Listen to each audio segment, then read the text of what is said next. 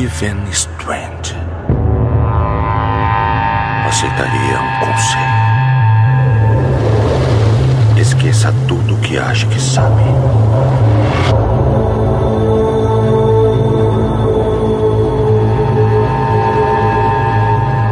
Você é alguém que observa o mundo pelo buraco da fechadura.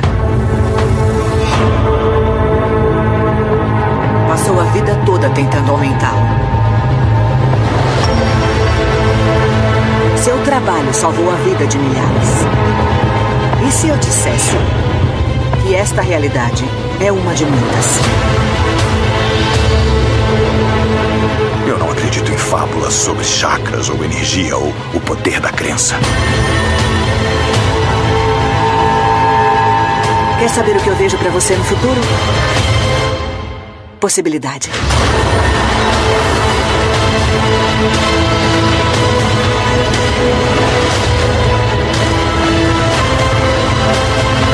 Por que está fazendo isso? Há outras formas de salvar vidas. Tem muita coisa que você desconhece.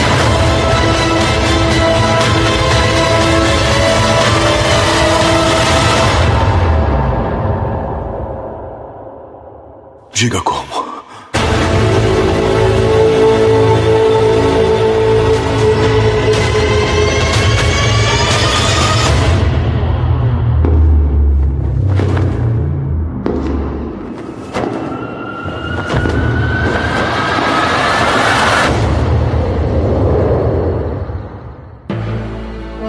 Cinemação, o seu podcast sobre cinema. Acesse nosso site cinemação.com. Cinemação.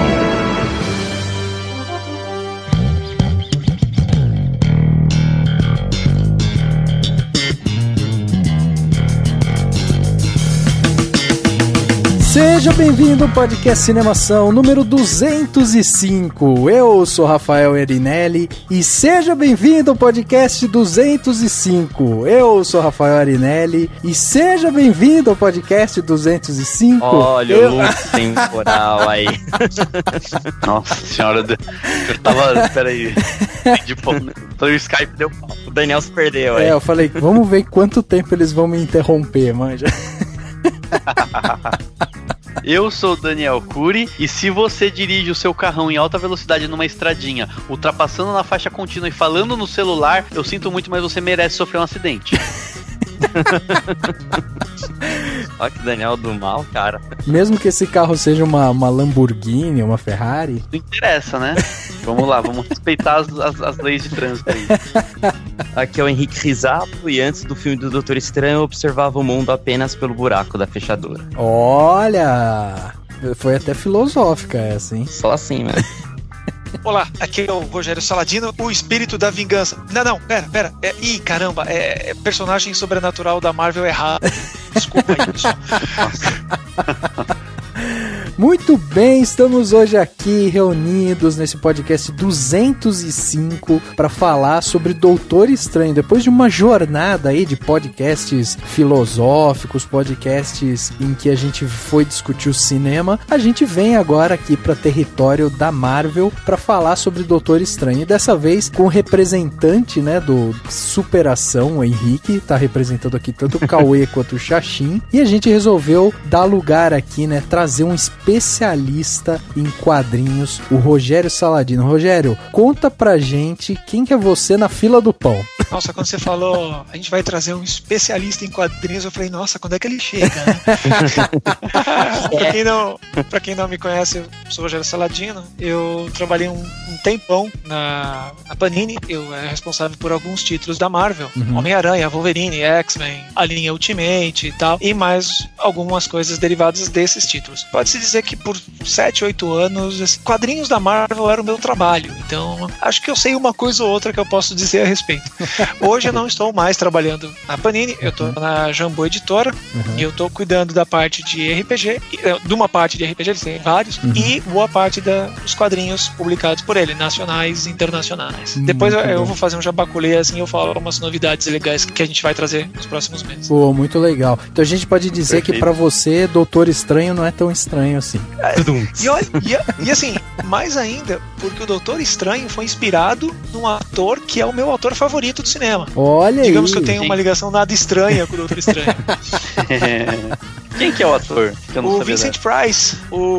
Verdade. Steve Ditko, ele tinha assistido um filme recente, na época recente, em 60 e alguma coisa, acho que 65, e ele assistiu um daqueles filmes feitos pelo Roger Corman com o Vincent Price, que pegava uma vaga inspiração nas histórias de Edgar Allan Poe. Eu não lembro de qual, eu acho que ele estava se referindo ao Corvo, que é uma versão um pouquinho pirada do poema de Edgar Allan Poe. E nesse filme, o Vincent Price faz papel de um mago chamado Erasmus. E tem uns trejeitos e umas coisas legais de mago. Então, o Steve Ditko, pelo que se fala, ele assistiu esse filme, achou muito interessante, muito legal, aquela coisa de magia, tudo. E ele viu que não tinha isso na editora, na Marvel. Então ele fez uns rascunhos e apresentou pro Stan Lee. E ele fez os rascunhos com o visual do Vincent Price na época, um pouquinho mais magro, né? Apresentou e o Stan Lee gostou do personagem. E aí teria nascido o Doutor Estranho. Olha que legal, cara. Muito massa. Bom, hoje o papo vai ser, vamos navegar aí, né? Tanto na parte cinematográfica quanto na parte de quadrinhos, né? Por isso também o Rogério tá aqui. A gente vai bater esse papo sobre o filme. Lembre-se então, você que vai escutar o podcast, temos spoiler, o podcast inteiro, nós vamos falar aqui sobre o filme todo, atores, estruturas, cenas e tal. Então esteja preparado para isso. Se você não liga, fique aqui conosco. Se você liga, aí dá um passo para trás, vai escutar os outros podcasts que a gente tem aí, que são muito bons também. E aí volta depois que você assistiu o filme. Não deixa de acompanhar, né, esse podcast, porque vai ser muito interessante. A adição aqui, né, dos comentários do Rogério vai ser muito bacana pra gente, até pra gente imergir mais nesse mundo Marvel aí. E antes da gente entrar no papo sobre Doutor Estranho, vamos pro quadro Repercussão. Agora no Cinemação. Eu começo, então. Repercussão. E eu me surpreendi com o filme. Repercutindo o que rolou durante a semana. Repercussão. I got a fire for a heart, I'm not scared of the dark. You've never seen it look so easy. I got a river for a soul, and baby you're a boat. Baby you're my only reason. If I didn't have you there would be nothing left. The shadow of a man who could never be his best. If I didn't have you I'd never see the sun. You taught me how to be someone. Ô Rafa, você não acredita, cara? No quê? Na frente do hospital passou um médico mó esquisito, cara, velho. Mó doutor esquisito. É, né? Passou, né? Ele era o quê? Quais outros adjetivos que dá pra você complementar essa informação? Ele tinha cavanhaque, ele era... Ele tinha um olhar esquisito também?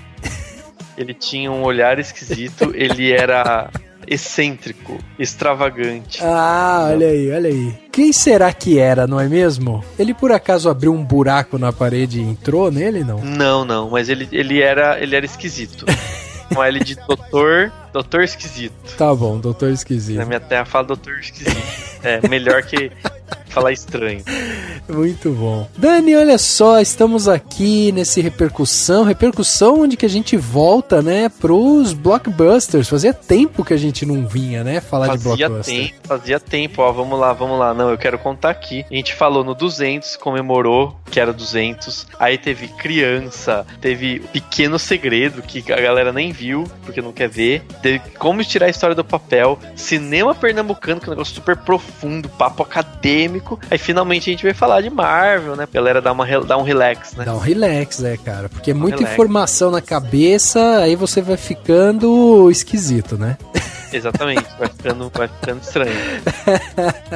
E Dani, diz aí pra gente, a galera que tá aí, que tá escutando a gente, que vai querer mandar suas impressões, né, sobre Doutor Estranho, como é que eles fazem pra mandar seus recados aqui pro Cinemação? É só mandar um e-mail para contato@cinemação.com. Por favor, dá sua opinião, fala o que você achou do podcast, da presença do Rogério Saladino, né? Veio aqui, uma presença ilustre, né? A gente fala que a gente não fala mais com qualquer pessoa, é verdade, né? Falar de quadrinho, a gente trouxe o Rogério Saladino, que manja dos Paranauê. Então você manda um e-mail para contato@cinemação.com. Se preferir no Facebook, no Twitter ou no Instagram, é só ir lá no Cinemação, sempre Cinema CAO. Ou então no youtube.com/cinemação tem os nossos vídeos e você pode comentar nos vídeos, que a gente também acompanha os comentários no YouTube. Se você quiser ouvir a gente de um jeitinho um pouco diferente, não tem como deixar comentário, mas você pode ouvir a gente na programação de uma web rádio. Você vai lá em webradiovagalume.com da sexta-feira às 10 da noite ou na reprise aos domingos ao meio-dia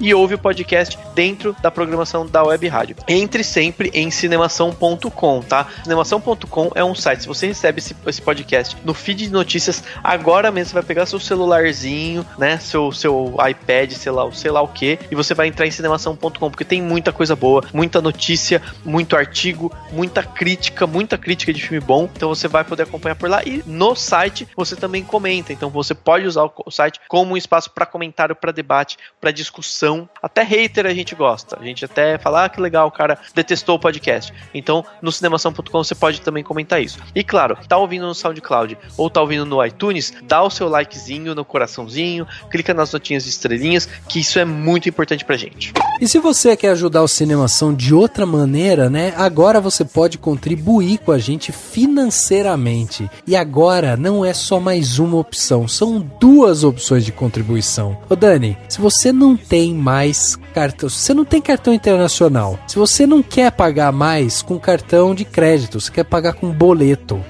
como que você faz para contribuir com o Cinemação? Exatamente. Então, e tem um outro porém, Rafa. Agora entrou um tal de Trump.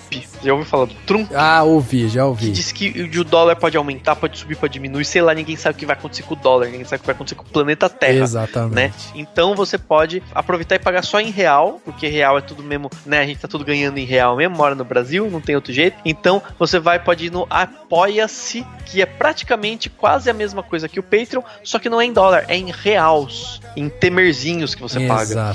Então você vai no apoia.se/cinemação. É isso mesmo, né? Exatamente, é isso aí. E você pode contribuir com a gente e lá também tem as nossas metas, né? O que a gente vai fazer, o que a gente quer fazer. A gente tá alinhando tudo ainda, né? Tá juntando o Patreon e o Apoia-se, porque a gente já tem lá os nossos patrões dentro do Patreon, mas a gente tem recebido comentário aí de uma galera que quer contribuir com a gente e não consegue, porque às vezes não tem o cartão de crédito internacional, né? Pra pagar em dólar, quer pagar às vezes em boleto e não pode e tal, e o Apoia-se oferece tudo isso. Então agora, meu amigo, você não tem mais desculpa, você tem que ajudar a gente, tem que contribuir com o Cinemação, pagar em real e ajudar a gente lá no apoia-se/cinemação, apoia.c/cinemação, ou clicar no banner que tá aqui nesse post desse podcast, você vai ver lá as duas opções, Patreon ou Apoia-se, tanto faz, vai lá e contribua com o Cinemação, que você vai ter retorno do mesmo jeito, né? Assim como tem o Diego Lima, o Alberto Marinho Camilo, o Fernando Machado e a Fernanda Siqueira, que contribuem com o Cinemação mensalmente e ajudam a gente a manter o nosso site no ar, a trazer novos conteúdos e tal. E 2017 já tá aí, tá batendo a porta. Então a gente quer trazer mais e mais conteúdo bacana para vocês. Então vale a pena você ir lá, ajudar a gente a partir de $1 no Patreon, a partir de R$10 lá no Apoia-se, você já ajuda o Cinemação a crescer, a se desenvolver e a chegar a mais pessoas. Vai lá, ajuda a gente então, né? Seja um patrão do Cinemação, ou no Patreon, ou no Apoia-se/Cinemação. Dani, chegamos aqui na parte onde as pessoas saíram dos seus armários e mandaram comentários pra gente, né? E aí é muito bacana a gente receber comentários de tudo que é canto que a gente recebe. A gente recebe comentário do YouTube, recebe comentário no SoundCloud, recebe comentário do site, recebe comentário no Facebook, no Twitter, de tudo que é lugar a gente já leu aqui. E aí tem um comentário que a gente recebeu do Edley Reis, olha aí, lá no podcast Cinemação 64, onde a gente falou de Jogos Vorazes em Chamas. Você lembra desse podcast, Dani? Claro que lembro, Rafael. Ainda bem. A minha memória é muito boa. Brincadeira, não lembro. Ainda bem que foi bem ensaiado. E o Edley, ele escutou esse nosso podcast lá no YouTube, né? Porque a gente tem o costume de colocar alguns episódios lá no YouTube, né? Pra tentar chegar em mais pessoas. E aí ele mandou um comentário pra gente falando assim: podcast bom pra caralho, meu. Conteúdo de qualidade total. Rola até um Patreon. E aí, tá vendo? A gente já tá aí, já passamos aí o recado do Patreon, mas tá vendo? Quando o conteúdo é bom, realmente vale o investimento, porque tudo que a gente entrega para vocês é de graça. E aí, qualquer investimento que venha, o que você está recebendo de graça, você vai receber com melhor qualidade ainda. Então, esse comentário do Edley Reis faz todo sentido. E Dani, ele usou um meu aqui no comentário dele. Então, eu imagino que ele seja paulista. Então, será que você pode repetir o comentário dele com sotaque de paulista?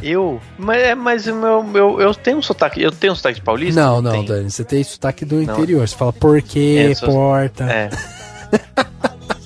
Nem tem Canadá com R, não vou precisar me esforçar tanto. Então é mais ou menos assim: podcast bom pra caralho, meu. Conteúdos de qualidade total, rola até ser um Patreon.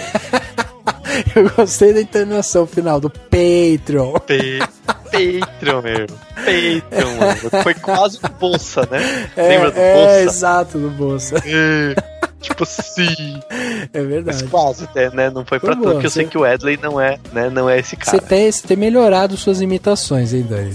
As imitações são boas, às vezes elas melhoram. Isso aí. E Dani, você? O que você trouxe de bom aí? Eu tenho aqui um comentário do Bruno Lins, e ele comentou no 10 coisas que você não sabia sobre Sandra Bullock. Olha aí. Que é esses textos que ficam... A gente hoje tá comentando cauda longa, né? Coisas tão publicadas faz tempo e a galera vem comentar agora, porque é sempre bom. E o Bruno Lins comentou o seguinte: também adoro Sandra. Ela é linda e eu admiro muito ela. Super atriz. Pouco reconhecida, porém em Gravidade esses tolos viram o quanto ela é tudo. Olha aí. Eu achei sensacional esse comentário do Bruno Lins, porque de fato, e eu até respondi pra ele, né? A Sandra Bullock, como ela faz umas comédias esquisitas de vez em quando, ela faz um filminho meio assim, talvez nem tanta gente valorize, né? Mas ela realmente é uma grande atriz e no Gravidade ela provou isso. E a gente tem o 10 coisas que você não sabia sobre Sandra Bullock, mas também tem mais um monte de 10 coisas que você não sabia sobre vários artistas e tal, e é sempre legal dar uma passeada por lá pra conhecer, né, sobre esses artistas e descobrir essas curiosidades sobre eles. Exatamente. E pra você que não acompanha o nosso canal no YouTube, vale lembrar que a gente tem 2 episódios lá em audiovisual, né, onde a gente usou imagens, fizemos uma narração lá e tal, que de 10 coisas que você não sabia sobre. Um é sobre o Wagner Moura e o outro é sobre a Natalie Portman. A gente fez 2 vídeos lá e que a gente lista essas coisas que você não sabia. Então vai lá também no nosso YouTube, que você vai ver esses vídeos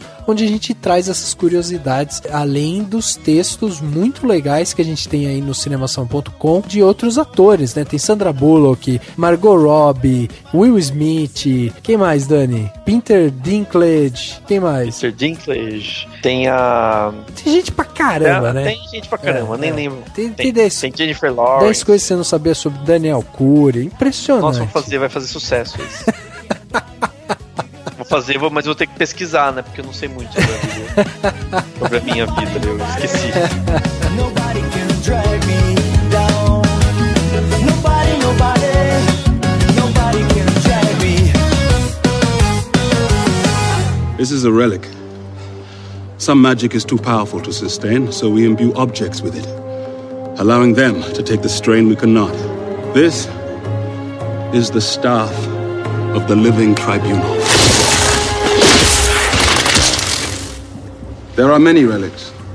The wand of Atum, the vaulting boots of Valtor. Really just roll off the tongue, don't they?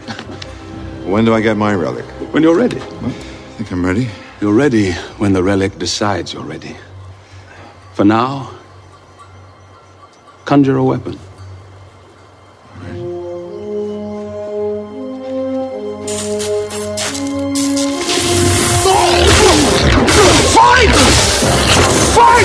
life depending on it!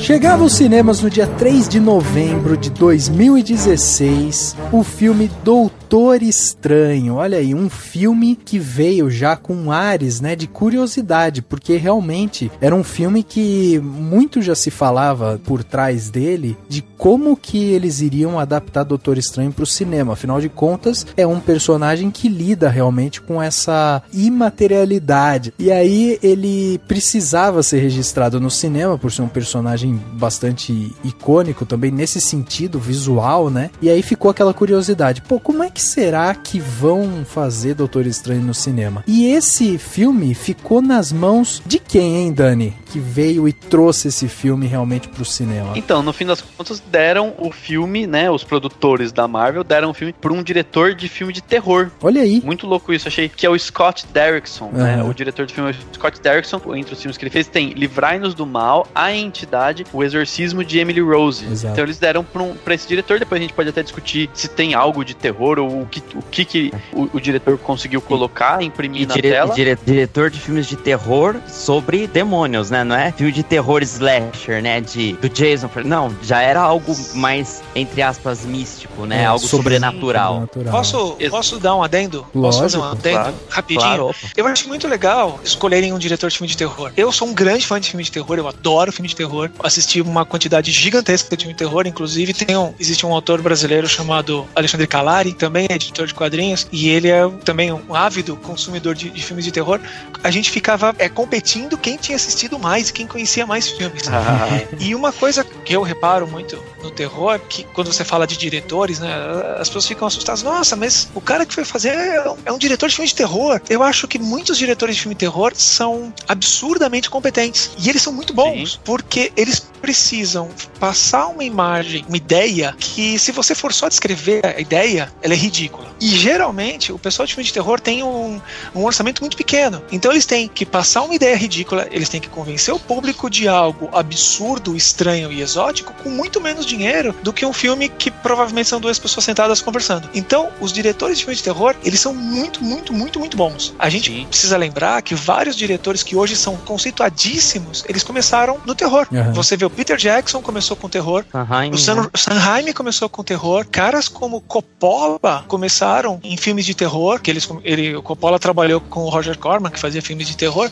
Então, assim, pra mim não é uma surpresa, é muito mais, olha que legal, tá passando pra um diretor de filme de terror, pra mim tem uma chance muito maior do filme ser legal. Eu acho até que tem uma questão emblemática aí, que é justamente os extremos, né? Geralmente quem consegue fazer bem comédia, quem consegue fazer bem terror, são pessoas que lidam bastante com extremos, né? Porque você precisa lidar com aquele aspecto mais sensível do ser humano, que é tanto a espontaneidade do sorriso, né? De ser algo engraçado, mas também outro contraponto, que é justamente você levar o susto, né? Você trabalhar com o suspense, naquela sensação de você ficar realmente na ponta da cadeira, sentindo o que pode acontecer ali e tal. Então são diretores que precisam ter uma certa sensibilidade para conseguir trazer isso na dose certa, porque senão acaba se tornando algo muito pastelão, né? E aí você perde um pouco a mão. Então quando o cara já tem um histórico como o Scott Derrickson aí teve com alguns filmes de terror, que foram filmes de terror bem executados e tal, não tem ali nenhuma obra-prima do terror, mas são filmes de terror bem executados. E você consegue perceber que pelo menos no sentido assim de conseguir navegar por isso, sabe, de fazer uma coisa bem realizada, sabe, com começo, meio e fim, tendo um ritmo interessante durante o filme, você consegue perceber que pelo menos isso o Scott Derrickson conseguiu levar pra Doutor Estranho, né? Só vou falar aqui dos filmes que ele fez, só tem um que eu não gostei, mas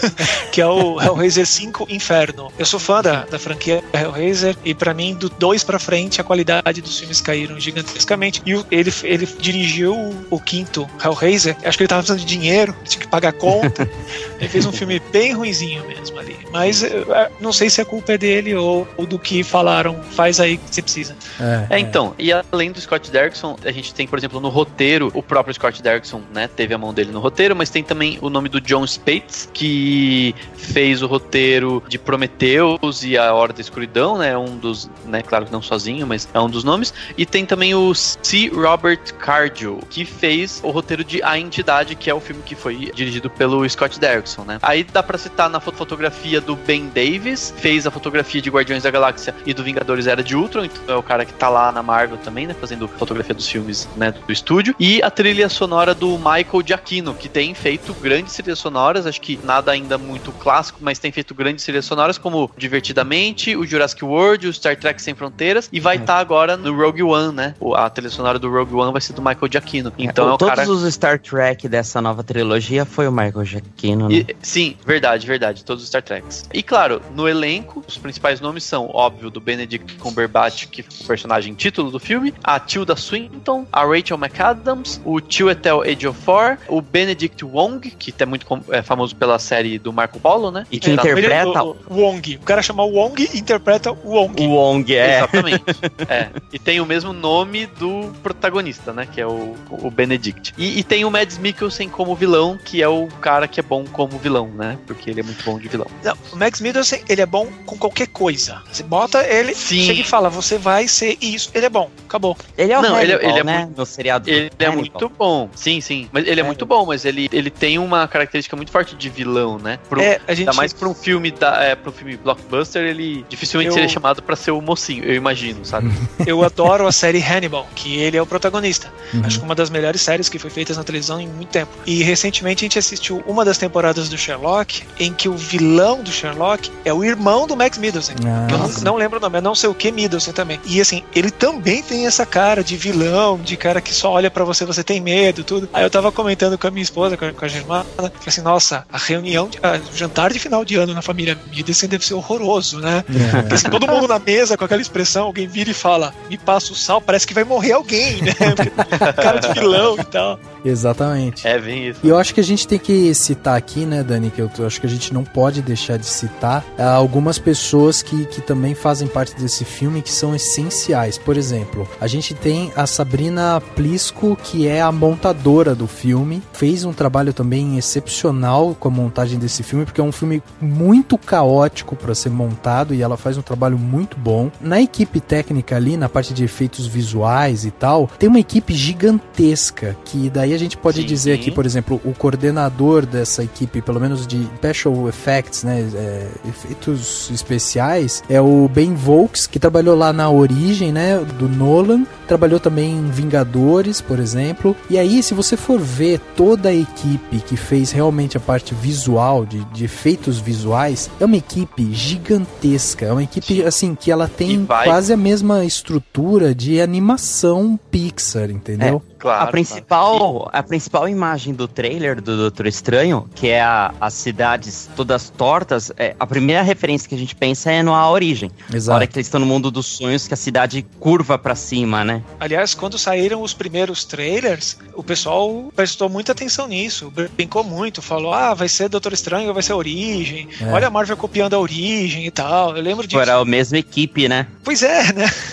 Tipo, estão copiando a si mesmo, né? Mas é importante a gente ressaltar que mesmo assim, mesmo que seja a mesma equipe, tem um salto de qualidade aí gigantesco dentre a Origem quanto pro Doutor Estranho. O que a gente percebe é que, assim, parece que a Origem era um módulo experimental desses caras, e aí em Doutor Estranho eles resolveram falar, não, agora que a gente já experimentou, vamos mostrar aqui o que a gente pode realmente fazer, entendeu? Tem tudo pra ganhar Oscar de melhor efeitos visuais esse filme, né? Nossa, sem dúvida. A não ser que eu ouvi comentários assim, vai ganhar o Oscar. Tudo bem que é cedo pra falar, e no último Oscar a gente teve uma surpresa, né, nos efeitos visuais, que eles eram pro Ex Machina, que era um filme bem menor dos que estavam concorrendo. Então pode ser que surja um Ex Machina por aí, mas a princípio tem tudo pra ganhar o Oscar. O problema é que os estúdios, né, que indicam quem vai concorrer a efeitos especiais ou não. O Ex Machina é um filme muito legal, mas eu não acho que ele mereça um Oscar de efeitos especiais. Tinha outros ali que mereciam, mas sei lá, né? Eu acho que a maioria ficou feliz porque ele é um filme muito bom, que merecia algum Oscar, né? E como ele não ia ganhar nenhum outro, né, acho que muita gente gostou. Mas assim, eu tô dizendo porque esse tem tudo pra ganhar. Claro que é cedo pra dizer, mas acho que é uma boa previsão aí. E vamos ver com quem que ele vai concorrer, né? Então, também, muita gente tem falado também dos efeitos do A Chegada, né? Aquele filme com a Amy Adams, com o Jeremy Renner e tal, o Forrest Whitaker, né? Que é um filme também que ele tá pra estrear e ele tá cheio também de efeitos visuais novos aí, né? Sim. Fora que vem o Rogue One, o Animais Fantásticos, né? Bom, a gente vai entrar aqui, né, na parte do filme, o Henrique vai trazer pra gente uma sinopse, então só acho interessante a gente falar que, por exemplo, aqui, eu, o Henrique e o Dani, a gente assistiu o filme, e aí quando a gente falou com o Rogério, pra ele vir aqui, bater esse papo com a gente falou, Rogério, mas e aí, a gente vai dar spoilers, vai estragar sua experiência com o filme e tal. E o Rogério pegou e falou, que spoiler, spoiler pra mim é como de sobremesa no almoço, meu filho. É que como eu trabalhei muito tempo com quadrinhos de super-heróis, eu trabalhei 7, 8 anos com quadrinhos da Marvel. E tem uma diferença quando o quadrinho é publicado lá e que ele chega aqui. Então, meio que como parte do meu trabalho, eu tenho que saber o que vai acontecer nas histórias que estão rolando daqui a 6 meses, daqui a 1 ano e tal. Então, pra mim, spoiler é, como eu falei, experiência de trabalho, eu preciso ter. E eu brinco até que eu trabalhei com o Fernando Lopes e ele conta que se ele não tivesse visto um spoiler, ele tinha deixado passar uma bola muito grande, porque nas histórias do Capitão América, em determinado momento, são recentes, a história do Capitão América é mais recente, aparece um senador que começa a atrapalhar a vida do Steve Rogers, um senador que faz tudo pra atrapalhar o Steve Rogers, um senador que no original chamava-se Del Rusk, Del Rusk com H, e ao contrário do que muita gente pensa, a gente que edita os quadrinhos aqui no Brasil, a gente não fica batendo papo com o povo da Marvel, eles mandam os arquivos lá e a gente se vira. Então, ele tava lendo aquilo ali, né, começou a publicar as histórias, aparece o tal de Del Rusk, né, aí ele resolveu pegar e ler todas as histórias até que saiu, ou seja, um monte de spoiler. Aí ele descobre que Del Rusk era um anagrama para Red Skull, e o cara era o Caveira Vermelha que tava num outro corpo. Essa revelação acontece 12 números depois. Então, se ele tivesse deixado pra ver depois, ia passar uma vergonha, né? Porque chegar lá e o cara fala, eu sou o Caveira Vermelha, é o meu nome. E o nome não tem nada a ver. Então, às vezes, o spoiler eu já acabei me acostumando do tipo, eu já sei a história, eu sei o que vai acontecer, entendeu? Entendi, legal. Não, sem problema. Aí vocês vão me contar que o vilão final do Doutor Estranho é o Dormammu. Putz, nossa, não sabia. Sabe? Pois é. Esses filmes já tem a fórmula Marvel e aí fica ainda mais previsível, né? Henrique, traz pra gente então a sinopse de Doutor Estranho. Aquele cara que agora tá escutando a gente, que não viu o filme e que de repente tá falando assim, não sei se eu vou assistir porque achei a história meio maluca e tal, o personagem não me encantou. O que você diria pra essa pessoa com essa sinopse? Doutor Estranho conta a história do neurocirurgião Stephen Strange, que é um dos melhores da área, e que ele sofre um acidente de carro e acaba perdendo os movimentos da mão. Ele tenta, através da medicina, se recuperar, mas não consegue, e acaba indo para um misterioso enclave chamado Kamartaj, lá em Katmandu, onde ele descobre não apenas um centro medicinal, mas sim uma organização mística para combater as forças malignas. E aí, a gente tem aí então esse filme da Marvel que chega com todo esse aspecto místico aí por trás, né? Algo que a gente não via antes nos filmes da Marvel. A gente viu até essa coisa de deuses, outros planetas, né? Até a própria, quase que uma ficção científica, né? Quando você fala, pode até pensar em ficção quando você pensa em Hulk e tal, mas assim, essa parte mística mesmo, de algo quase que sobrenatural, era algo que ainda não tinha sido explorado aí pelos produtores aí da Marvel e tal. E aí agora Doutor Estranho veio realmente pra abraçar isso, né? E aí uma coisa que a gente já percebe é que eles tiveram o cuidado, queria já até puxar aqui do Rogério pra você explicar pra gente, Rogério, que assim, no filme, eles vêm mostrar pra gente que, vocês estão vendo um filme que é de um personagem que faz parte quase que de uma seita ali, né? De um culto até, né? Como é falado no filme, mas ele faz parte desse grupo, que é um grupo totalmente místico, que tem a ideia dos seus poderes ali e tal, mas eles estão reclusos a defender o planeta com esse pensamento místico. Então eles deixam tudo que é problema, vamos colocar entre aspas, carnal, para heróis como Capitão América, sei lá, Homem-Aranha, Homem de Ferro e tal. Os Vingadores. Os Vingadores, E aí, todos esses problemas místicos, a gente cuida por aqui. Então é por isso que até agora ninguém falou da gente, ninguém, sabe, a gente não esteve envolvido com nada. Isso é deixado de uma forma clara no filme, eles têm um cuidado de apontar isso. Explicar, né? Porque o filme, como ele mostra um super-herói com poderes tão gigantescos, ele poderia causar esse estranhamento de, caraca, se esse pessoal que tá ali tem todos esses poderes de moldar a realidade, por que eles não estavam ali junto com os Vingadores pra defender a humanidade contra tantos problemas? Na Batalha de Nova York, né? Exatamente. Nossa, uma batalha que tava ali vindo extraterrestres e tal, e os caras não estão ali no meio, como é que pode? Mas eles têm esse cuidado de falar, não, ó, aqui a gente tá preocupado com outras coisas. E eu ia te perguntar isso, Rogério, nos quadrinhos é mais ou menos por aí também? O Doutor Estranho, ele acaba sendo um herói que não se envolve tanto com os Vingadores porque ele tá preocupado com outros tipos de problemas na Terra? Aí a gente entra em uma discussão complicada, porque ela envolve várias coisinhas. Eu vou tentar explicar algumas que eu vejo. A gente vê hoje o universo Marvel, tanto de quadrinhos quanto de cinema, como algo que foi totalmente pensado. Foi tudo organizado, tudo junto. E a gente sabe que no começo os quadrinhos não foram assim. Eles não foram criados assim. Os autores, eles viam, eu vou fazer um super-herói que voa. E aí faziam uma história do super-herói que voa. Aí passava um outro tempo, putz, eu tive uma ideia para um super-herói com uma armadura. Ele fazia um super-herói com armadura. A ideia de juntar todos no mesmo universo coeso foi aparecer depois. Que tanto na Marvel quanto na DC eles fizeram isso, acharam a ideia legal, porque os leitores vibravam com isso. Pô, eu quero uma história em que o Superman encontra o Batman. Cara, pro leitor isso era sensacional. A gente tá falando de 50, 60 anos atrás. Então, o universo Marvel em especial, ele tem um problema que eu falo. O maior sucesso do universo Marvel, como quadrinhos, é o fato dos personagens viverem num universo compartilhado. E o maior problema é o fato dos personagens viverem num universo compartilhado. Porque se a gente for parar pra pensar friamente, tem coisas que os roteiristas precisam bailar um pouco pra explicar. Como, por exemplo, o Homem-Aranha o Peter Parker tá sempre sem dinheiro. Ele é genial, o cara é bom, excelente profissional, tá? Quando ele é um fotógrafo, ele é excelente fotógrafo. Quando ele é um cientista, ele é cientista, mas ele tá sempre sem dinheiro. Mas espera, ele conhece o Tony Stark. O Tony Stark tem um conglomerado de empresa. Bota ele numa empresa pra trabalhar e dá um salário decente pra ele. E aí você fala, por que essas coisas não funcionam? Porque o universo não foi pensado para ser, eu vou fazer um universo que vai acontecer isso. Os personagens foram entrando na história e os roteiristas muitas vezes não se falavam. Eles tinham que preparar uma história de 22 páginas em um mês e não dava tempo de falar, olha, eu vou fazer o Capitão América destruir o prédio do Tony Stark. Não dava pra fazer isso. Entendi. O pessoal foi organizando melhor isso um pouco mais pra frente, quando a Marvel foi crescendo, os personagens foram ficando grandes, e aí surgiram os Vingadores, e aí começou a ter esse probleminha de, mas o Demolidor tá com um problema com o Rei do Crime, ele é amigo do Thor, ele chama o Thor vai lá, dá 2 tabefes no Rei do Crime e acabou o problema. Exato. Sabe? Se a gente for pensar dessa forma, todos os problemas do universo Marvel deveriam ser resolvidos pelos grandes heróis, e aí você tem os caras que são só pessoas treinadas que elas não precisariam fazer nada. Mas aí é que entra um pouco do valor dos roteiristas. Eles conseguem trançar histórias onde as responsabilidades de cada personagem são deles. Sabe? O exemplo que eu citei, o Demolidor, ele assume que o Wilson Fisk é um problema dele. Então, ele precisa...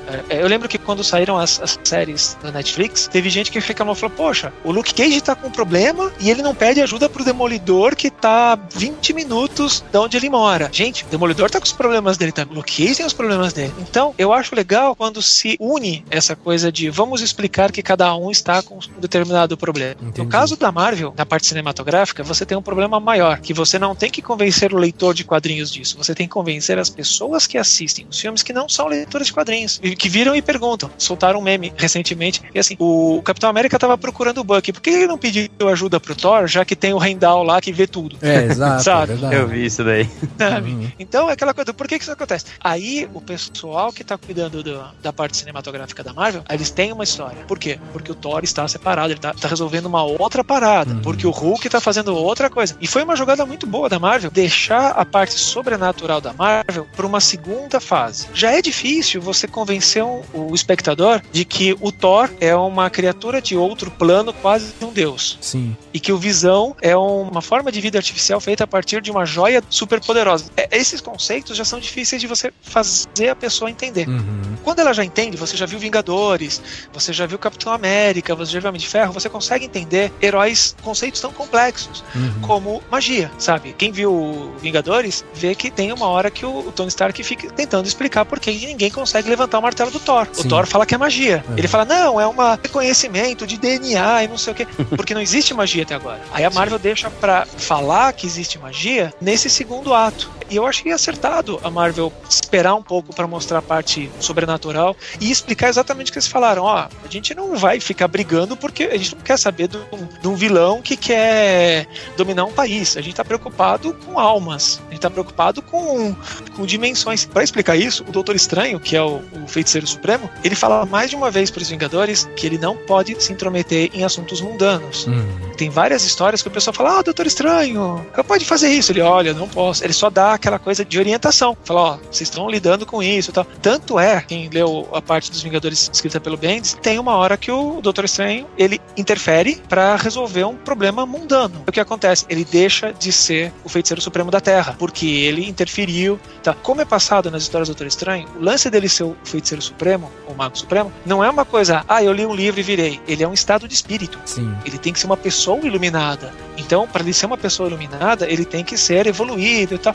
Então, em teoria, e é uma explicação safada, mas que eu acho que funciona bem, ele não pode se envolver nessas pequenas querelas humanas. Mas uma invasão alienígena, se você está falando de dimensões, de outras formas de realidade, uma invasão alienígena é uma briga regional. Vocês se resolvem não aí. Não tá na minha alçada aqui, né? Nada disso. Eu achei isso muito acertado da Marvel. Sim, quando anunciaram o Doutor Estranho, eu cocei a cabeça e falei, quero ver como eles vão fazer isso. I spent my last dollar getting here. One way ticket and you're talking to me about healing through belief.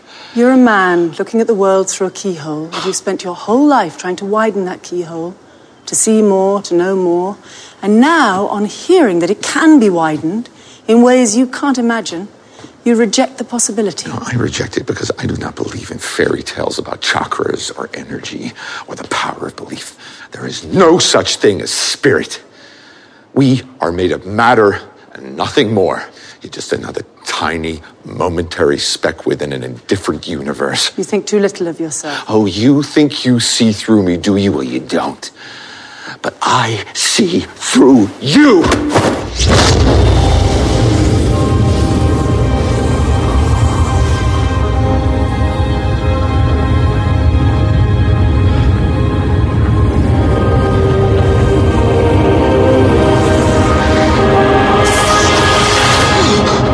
Do to me. I pushed your astral form out of your physical form. What's in that tea? Psilocybin? LSD? It's just tea. With a little honey. E foi uma coisa bem legal, até que a gente estava falando antes da escolha do diretor, é que não teve muita interferência quanto ao tom, né? A gente teve o filme do Homem-Formiga, que teve troca de diretor, briga de bastidores, né? Nesse caso não aconteceu isso. Mas então, Henrique, eu achei, daí a gente já começa, né, acho que a discutir questões do filme mais especificamente, eu achei que o filme, na verdade, tem muito pouco terror. A gente falou, né, ele é diretor de filme de terror, né, ele dirigiu filmes de terror e tal. Mas acho que tem muito pouco, talvez um ar soturno aqui e ali, né, eu achei legal que tem umas porradas mais reais, um pouco mais brutas, assim, de uma certa forma, mas tirando isso, ele mantém um padrão da Marvel, até porque o resto todo da equipe, né, é tudo do estúdio e tal. Então eu acho que, assim, o Scott Derrickson foi até inteligente e provavelmente não bateu tanto em algo muito que ele quisesse, ou que fosse muito minha cara, porque seguiu a receita da Marvel, né? A cartilha da Marvel, a receita que os produtores dão. A gente tem visto que é o melhor a ser feito, dadas as cagadinhas da DC. É um filme totalmente aventuresco, né, cara? Realmente, eu acho que, assim, o que a gente pode puxar de terror pra esse filme?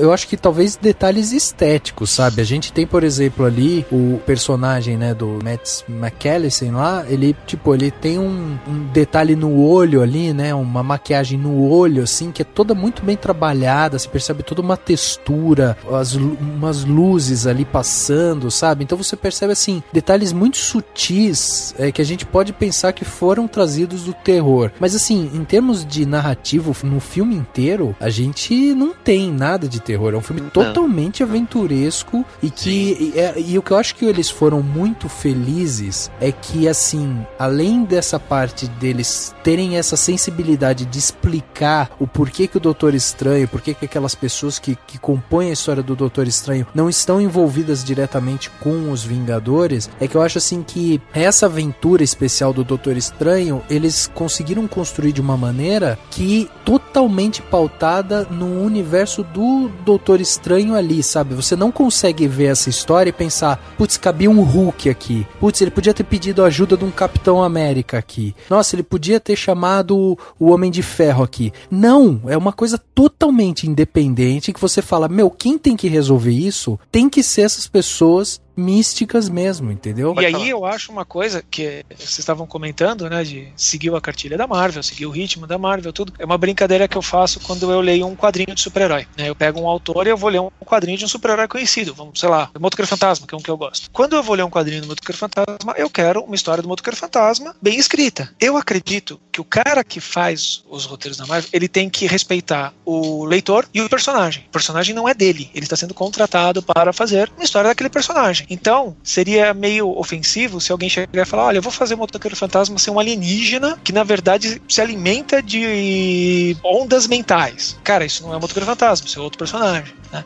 Então, quando você tem um ritmo, tanto nos quadrinhos quanto no filme, um ritmo que já está meio ditado, é mais ou menos assim que você vai fazer, o personagem pede esse tipo de história, os Vingadores pedem esse tipo de história, as histórias da Marvel, elas têm que ter alguma coisa que as ligue, que seja uma união. Então, eu acho que os bons diretores, eles estão sabendo encaixar histórias próprias, estão sabendo encaixar forma de contar uma história legal de um personagem dentro desse visual da Marvel, de você colocar dentro da Marvel todos os personagens. O próprio Homem-Formiga foi uma surpresa. A gente tem um personagem cujo poder, em teoria, é um poder tonto. Nossa, você tem o poder de ficar pequeno e mais fraco. Legal. E aí o diretor vai, mesmo com as mudanças de diretor e tal, o cara consegue achar uma forma de você ter aquela história interessante, de você mencionar que existem Vingadores, existem S.H.I.E.L.D., existem outros heróis, e de você mostrar o personagem que tá ali. Eu fico feliz de saber que o Doutor Estranho também tá nessa pegada. Tá muito nessa pegada. O filme dele é bem independente, assim como foi o Guardiões da Galáxia, né? Que o Guardiões foi, tipo, lá no espaço sideral.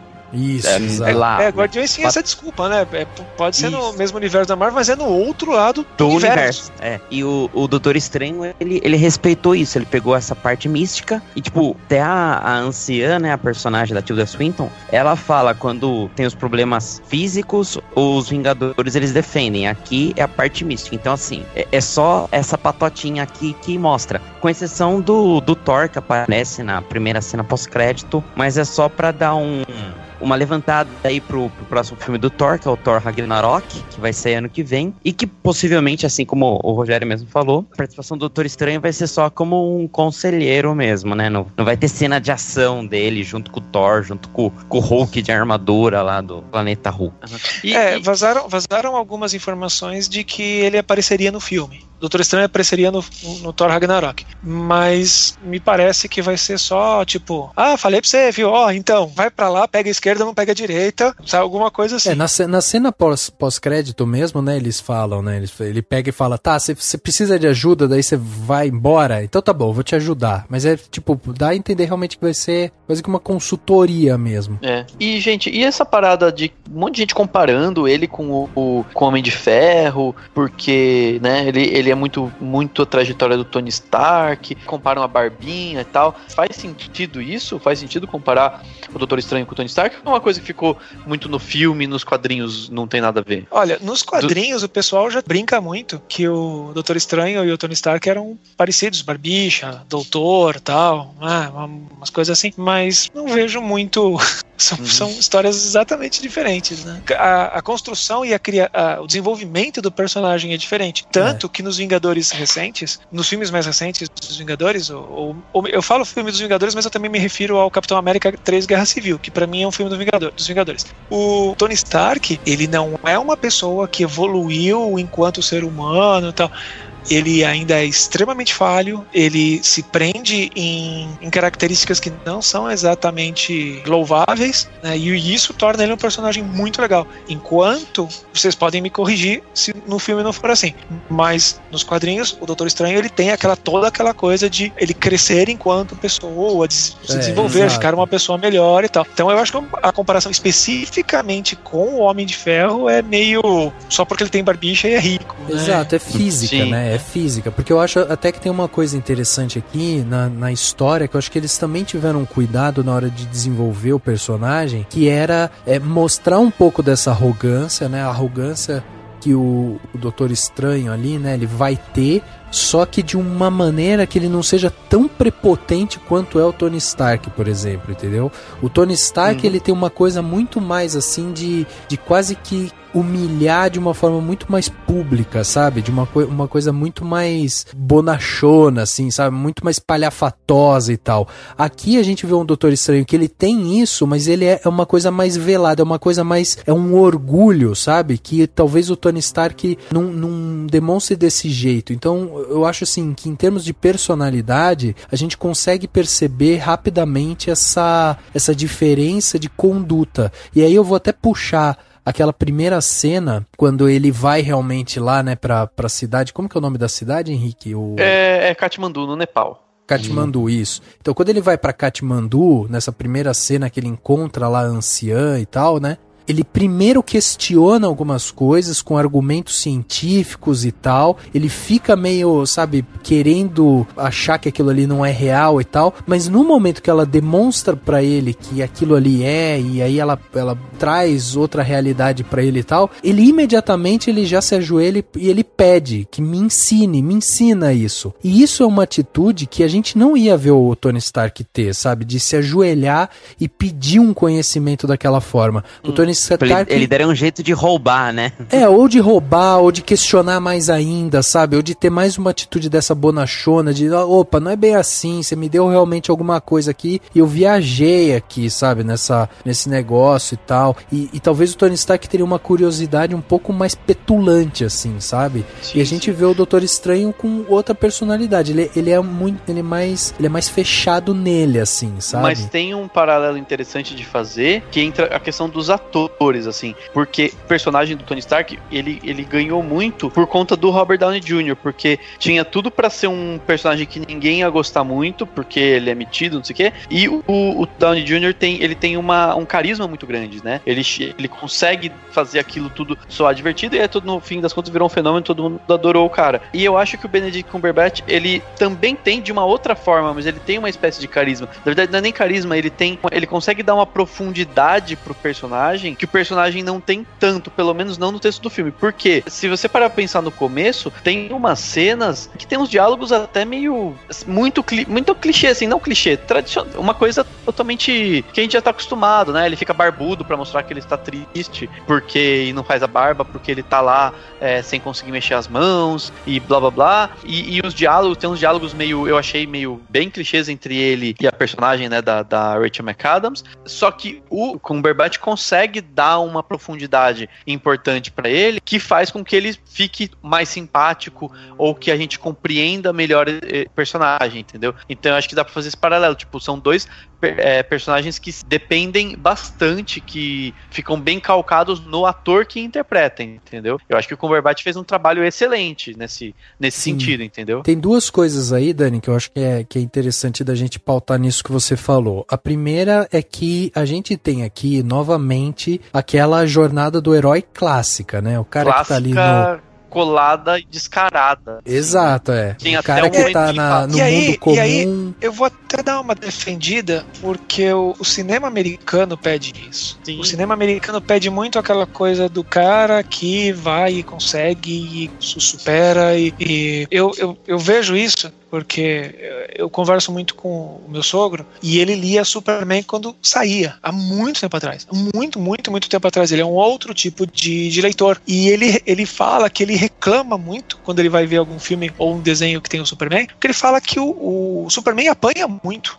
Na época dele, o Superman não apanhava. Aí eu parei pra ver, os primeiros quadrinhos do Superman, a grande novidade é que ele era o cara absurdamente poderoso. E isso era interessante na época. A gente tá falando disso década de 40, 50. Tá? Hoje, se você faz um filme em que o cara já é super poderoso, que ele já chega e fala, nada me pega, o público americano tem uma tendência imensa a virar as costas e ir embora. Então, eles querem aquela coisa de empatia, de se identificar com o cara em algum momento, falar, olha, o cara lá, ele era um médico, estourou as mãos, mas ele conseguiu por esforço próprio. Ele foi lá e se esforçou, descobriu e virou um cara mágico ferradão. Tem uma série que eu adoro muito, Doctor Who, é uma série britânica, então ela tem uma mentalidade um pouco diferente da americana. Doctor Who conta a história de um alienígena que viaja no tempo e espaço, especialmente no tempo. E assim, o Doctor Who, ele não tem aquela coisa de eu sou o cara fraquinho que vai... Não, ele é um cara de 300, 400, 500 anos e ele sabe tudo. Não é que ele, não, ele sabe tudo, ele resolve tudo porque ele sabe tudo. Né? Essa série demorou muito para entrar nos Estados Unidos. Os americanos sabiam que a série existia, claro, mas o personagem não cativava o público. Por quê? Porque ele era um personagem super poderoso. Ele não era um personagem que tinha uma carreira e o americano, em geral, não gostava dessa coisa do cara já chegar e sendo o Deus Ex Machina que resolve tudo. E é por isso que muitos filmes da Marvel têm, muitos filmes de origem, tem essa coisa do cara... Vocês podem ver que tem muito filme de super-herói que no meio do filme a primeira coisa que acontece é o superpoder do cara falhar. Não importa qual seja o superpoder do cara. Por quê? Porque ele tem que passar todo um processo de aprender a ser de novo o cara para conseguir superar. O público americano pede isso. Então, e os estúdios repassam. Quem sabe fazer isso direito faz bons filmes. Claro. Exato. E é aquela coisa, é um filme eficiente para aquilo que se propõe, é divertido. Assim, quem é mais crítico, quem olha com um olhar um pouco mais profundo, critica justamente o fato de ser um mais do mesmo, entendeu? É aquela coisa que você fala, pelo amor de Deus, não tem absolutamente nada que acontece que não é esperado, que eu já não imaginava que fosse, sabe? É tudo muito, mas eu achei assim, até demais. Tem um momento até que a anciã, ela morre, né? Tá morrendo lá, ela tá se despedindo dele, e ele olha e fala assim, eu não estou pronto, tipo, isso é só pra pontuar um momento que tem na jornada do herói, que é do tipo, o cara precisa partir pra jornada final e ele não se sente preparado. Isso é uma coisa, né, super tradicional. Exato. Né, enfim... Que é aquele caminho de volta, né, que eles chamam. Sim, exato. Mas mesmo eu não estou pronto, tipo, eu vou pra uma batalha final pra, né, derrotar o vilão, e eu não me sinto preparado. Ele tem aquela ressurreição e aí ele tem aquele que eles chamam, né, ele tem a ressurreição e logo em seguida aquele retorno ao Elesir, né, que é aquela, o cara voltou, ele está pronto agora. Então, né? Mas isso é até depois, isso seria no final. Mas enfim, o fato é tipo, exatamente, absolutamente tudo, né. Assim, não tem um ponto que você fala assim, não, beleza, aqui eles conseguiram mudar um pouco. Não, exatamente, é quadradinho. E aí a outra coisa que você tinha falado também, Dani, além disso, né, que é essa jornada do herói clássica mesmo, é a questão do Benedict Cumberbatch, né, que a gente tem aqui um Cumberbatch que está se especializando em fazer personagens que têm um alto intelecto, é superior aos outros de alguma maneira. Ele já tá fazendo vários personagens desse jeito, né? Se você pega lá todo o histórico dele, você vê, por exemplo, o próprio Sherlock Holmes, é um cara que é intelectualmente superior aos demais, e aí ele se sente sempre desafiado. Você pega ele no, sei lá, o próprio Hobbit, quando ele faz lá o dragão, que também é uma criatura mística, sábia, que precisa ser desafiada de alguma maneira e tal. No Quinto Poder, ele também é um cara que precisa ser... Então ele faz esses personagens, o próprio jogo da imitação, né, e tantos outros. Ele é um cara que está se especializando em criar esses personagens, tem esse desafio de ser, de alguma maneira, provocado, e aí como ele possui esse intelecto avantajado, né? Como ele é um cara que gosta de estudar e tal, daí ele consegue, de alguma maneira, reverter aquela situação. Então, quando a gente vê um Benedict Cumberbatch fazendo um Doutor Estranho, a gente também tá vendo um ator que tá preparado para esse papel, porque ele tem feito muito esse tipo de personagem. A gente não tá vendo aqui um personagem que tá saindo muito da alçada dele, entendeu? Might I offer you some advice? Forget everything that you think you know.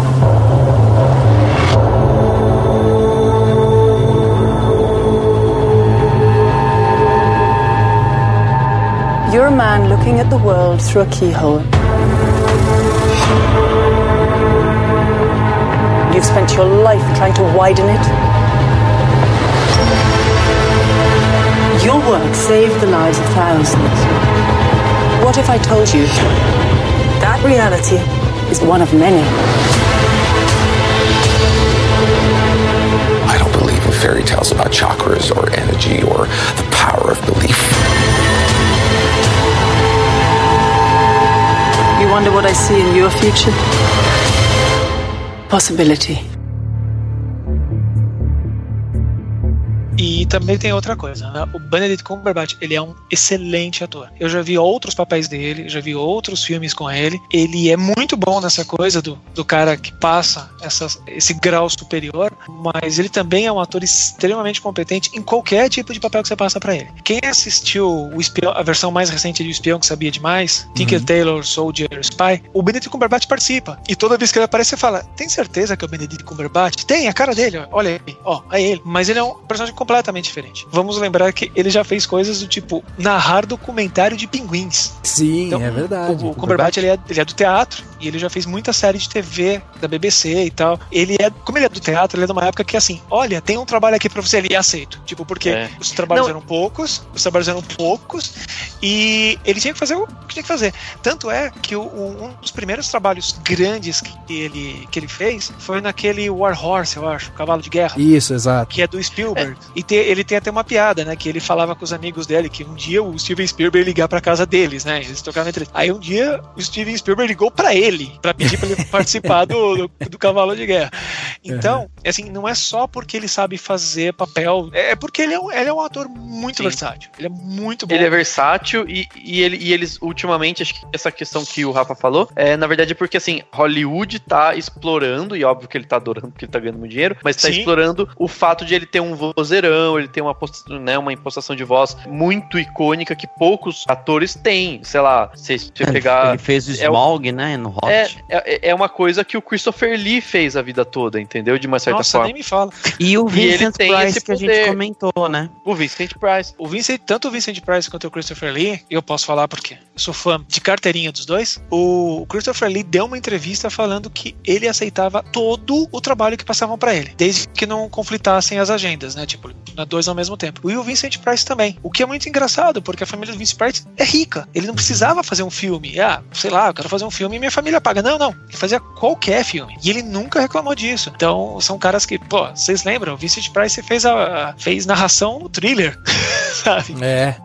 Mas isso que é legal, assim. Como o Cumberbatch é muito versátil, ele só tá fazendo essa sequência de personagens que às vezes tem um paralelo interessante, justamente porque não é nem por ele, né? É tipo, eu quero fazer... Não assim, é por ele. É porque Hollywood tá usando isso, e aí ele, sei lá, no Reino Unido, por exemplo, o Sherlock, né, a série do Sherlock é tipo bomba de audiência, um negócio que todo mundo assiste, então todo mundo, eles já sabem como conquistar, né, públicos importantes e tudo mais. Cara, ele apresentou agora o último Saturday Night Live, né, ele tava lá apresentando, foi o host do programa e tal. Preciso ver isso. Então, e ele realmente é um ator muito versátil, é que realmente hoje ele tá numa onda que ele faz esses personagens intelectuais e tal, e que ele faz muito bem. Mas o que eu quero dizer é que, assim, em Doutor Estranho, especificamente, a gente vê que ele é um ator que é um ator de peso, como a gente tinha também o Robert Downey Jr., né, fazendo o Tony Stark e tal. A gente via que era um ator pesado pra fazer aquele personagem, mas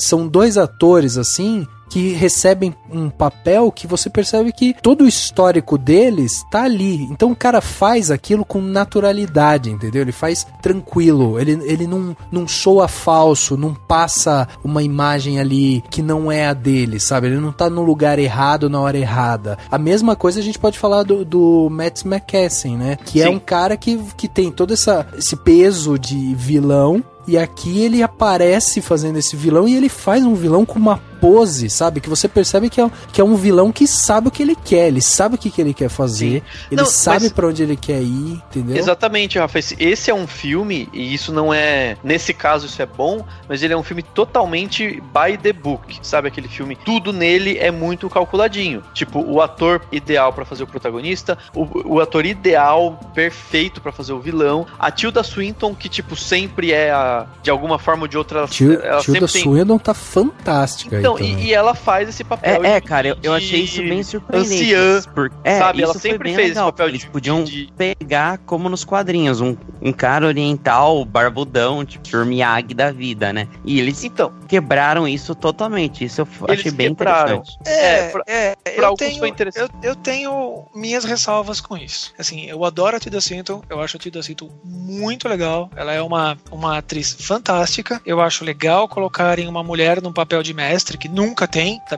Nunca tem uma mulher ensinando nada. É só um homem. Mas me incomoda um pouco o porquê da decisão de colocar Tilda Swinton como o mestre, o ancião. E eu li um texto e ele faz muito sentido.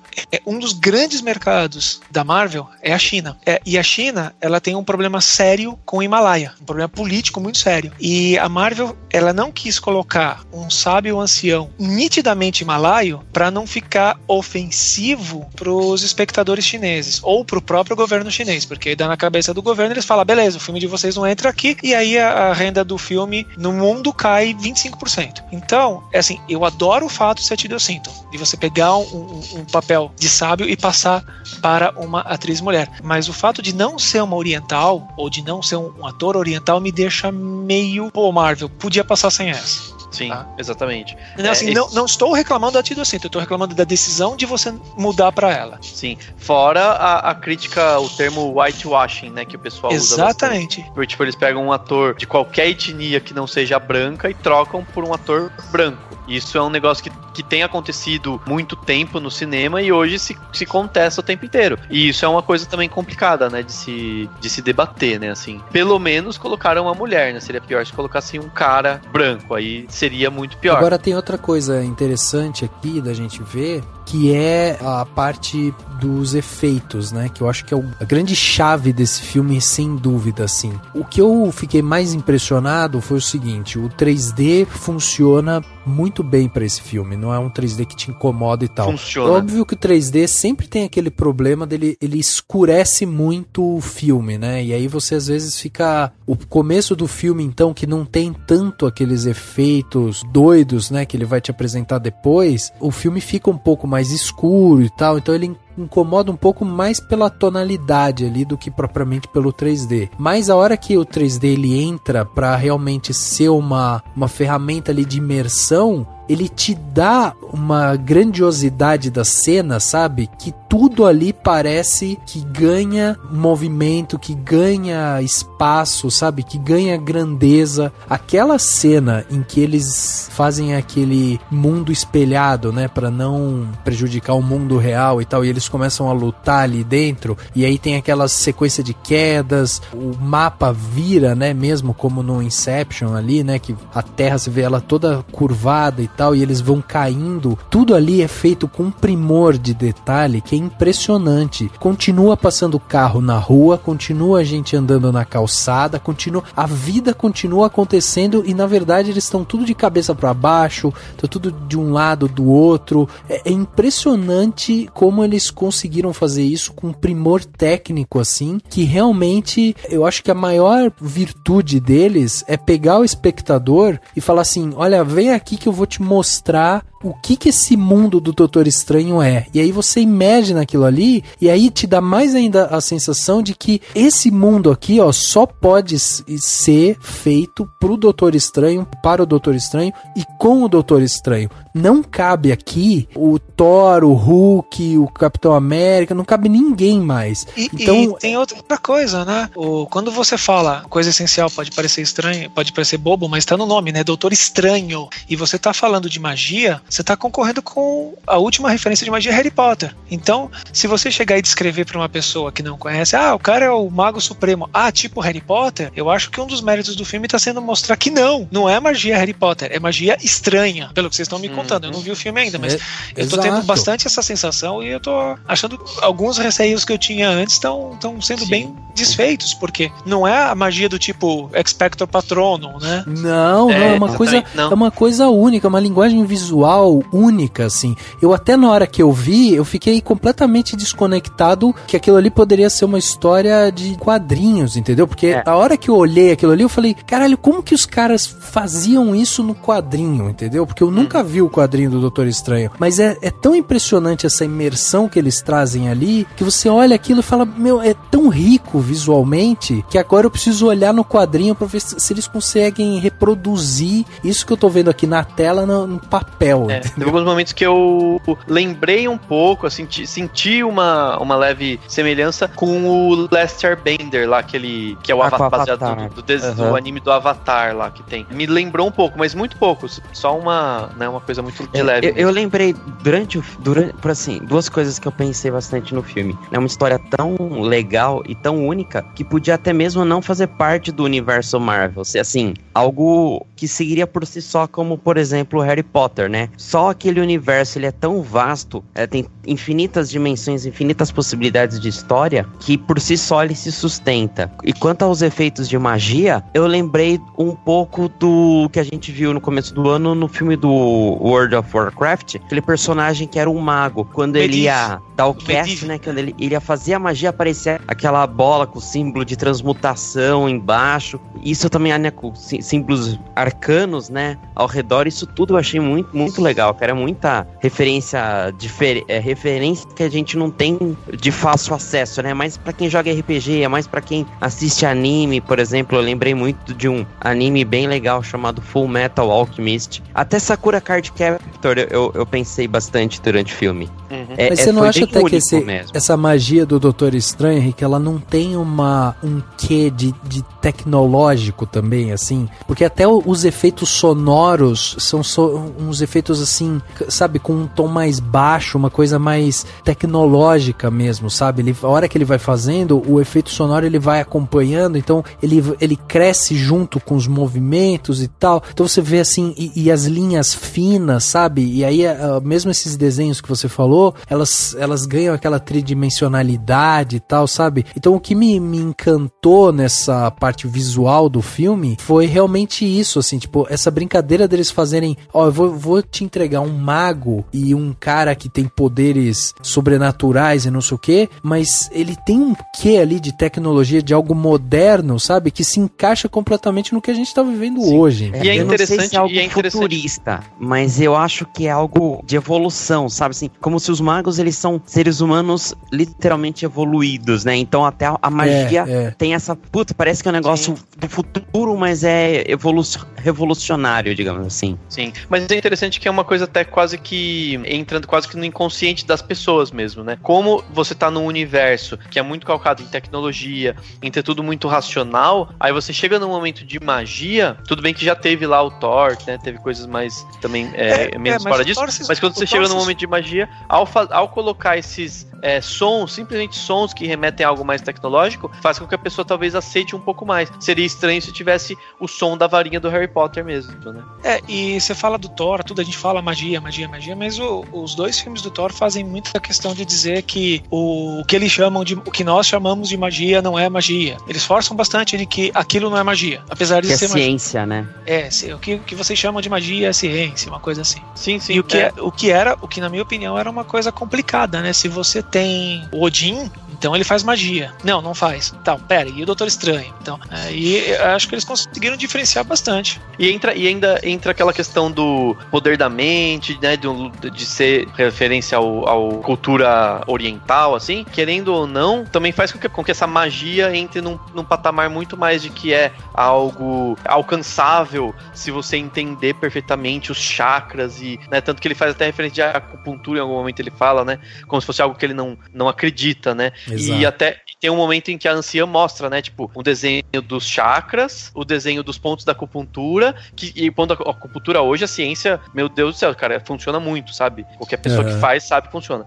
Então, assim, vários desenhos como se quem diz assim, o corpo pode ser tratado como um todo. E o que existe de gente hoje que entende isso e que lida com o que eles chamam de medicina alternativa, faz com que as pessoas, de uma forma geral, se conectem mais e não vejam como o Harry Potter, por exemplo, que daí é magia totalmente fora da nossa realidade, entendeu? Então isso conecta com esse mundo o mais real possível para poder conversar não só com o universo Marvel, eu acredito assim, mas também com a necessidade disso que o Rogério estava falando no começo agora do podcast, de explicar as coisas e fazer sentido que tantos super-heróis vivam no mesmo mundo, né? Então em algum momento você vai poder usar essa realidade do tipo, eu consigo barrar um poder, ou a tecnologia, você consegue usar todos esses elementos como forma de que uma batalha com todos esses super-heróis vire um grande festival de coisas sem sentido, entendeu? Eu tenho até uma curiosidade, pedir esse Rogério consegue usar um pouco da imaginação pra prever o futuro. No filme a gente descobre que o olho de Agamotto, que é aquele artefato místico, fica no peito. Isso, que ele usa pra fazer aquele universo compartilhado certinho. O que é o anel de Agamotto, o olho de Agamotto, ele na verdade é uma joia do infinito, que seria a joia do tempo, né? O Wong acaba falando, isso daí é uma joia do infinito. Eu queria saber o que você acha que pode acontecer no próximo filme dos Vingadores, que é o Guerra Infinita, que vai vir o Thanos. Como que você imagina que vai ser a participação do Doutor Estranho nesse próximo filme? Isso é uma boa pergunta, viu? Isso é uma excelente pergunta. Não, sério, é uma excelente pergunta. Porque todas as instâncias dos Vingadores até agora foram muito pé no chão, mesmo tendo alienígena, etc. Robô consciente, etc. Mas não envolvia a coisa sobrenatural. E era uma coisa que eu tava pensando. Do jeito que é mostrado, o Thanos não demora 5 segundos contra o Doutor Estranho. Porque os personagens atuais do universo Marvel, do cinema, que tem maior poder são aqueles que alteram a realidade, que é a Feiticeira Escarlate e o Visão, né? Porque o Visão tem uma joia do infinito na testa, ele é vivo por causa de uma joia do infinito, e a Wanda altera a realidade, porque ela foi infundida com a energia da joia do infinito. O Doutor Estranho, mesmo sem o olho do Agamotto, ele altera a realidade. Então, como é que você vai fazer? Sabe? Como é que as coisas vão se juntar? É uma excelente pergunta. Pergunta. Mas será que isso não entra um pouco em conflito daí com a questão de guerra física e guerra espiritual? Será que ele vai se intrometer? Aí tem uma coisa, né? Nos outros filmes da Marvel, toda vez que aparece uma joia do infinito, ninguém sabe lidar com a joia do infinito. As pessoas não conseguem segurar, quem segura morre, quem entra em contato morre. Então eu acho que essa coisa espiritual, que nada mais é do que uma evolução do indivíduo, é tipo você saber controlar o mundo, de repente pode ser uma chave pra você controlar uma joia do infinito, sabe? Porra, se o Doutor Estranho tem uma joia do infinito no peito e não morreu, é porque ele sabe controlar. Então, às vezes é capaz que fique bem nesse ponto a participação dele, fique bem usando um pouco dessa coisa do ele é um cara que estudou, ele é um cara que sabe controlar e tal, pra talvez o papel dele seja mais ou menos o que ele vai fazer já em Thor, né? Talvez ele seja quase que um consultor também ali e ele não vai se intrometer tanto, né? Mas o Thanos vai atrás dele pra pegar a joia dele, né? Sim, então, que também é uma forma razoável de você entender como você vai botar um Thanos, que é um personagem cósmico, uma ameaça cósmica, num personagem sobrenatural. Sim. E é aquela mesma coisa, né, que eu tava falando. A gente da SHIELD, como é que você coloca um personagem sobrenatural dentro de uma série de espionagem? E tá muito bem feito. Teach me.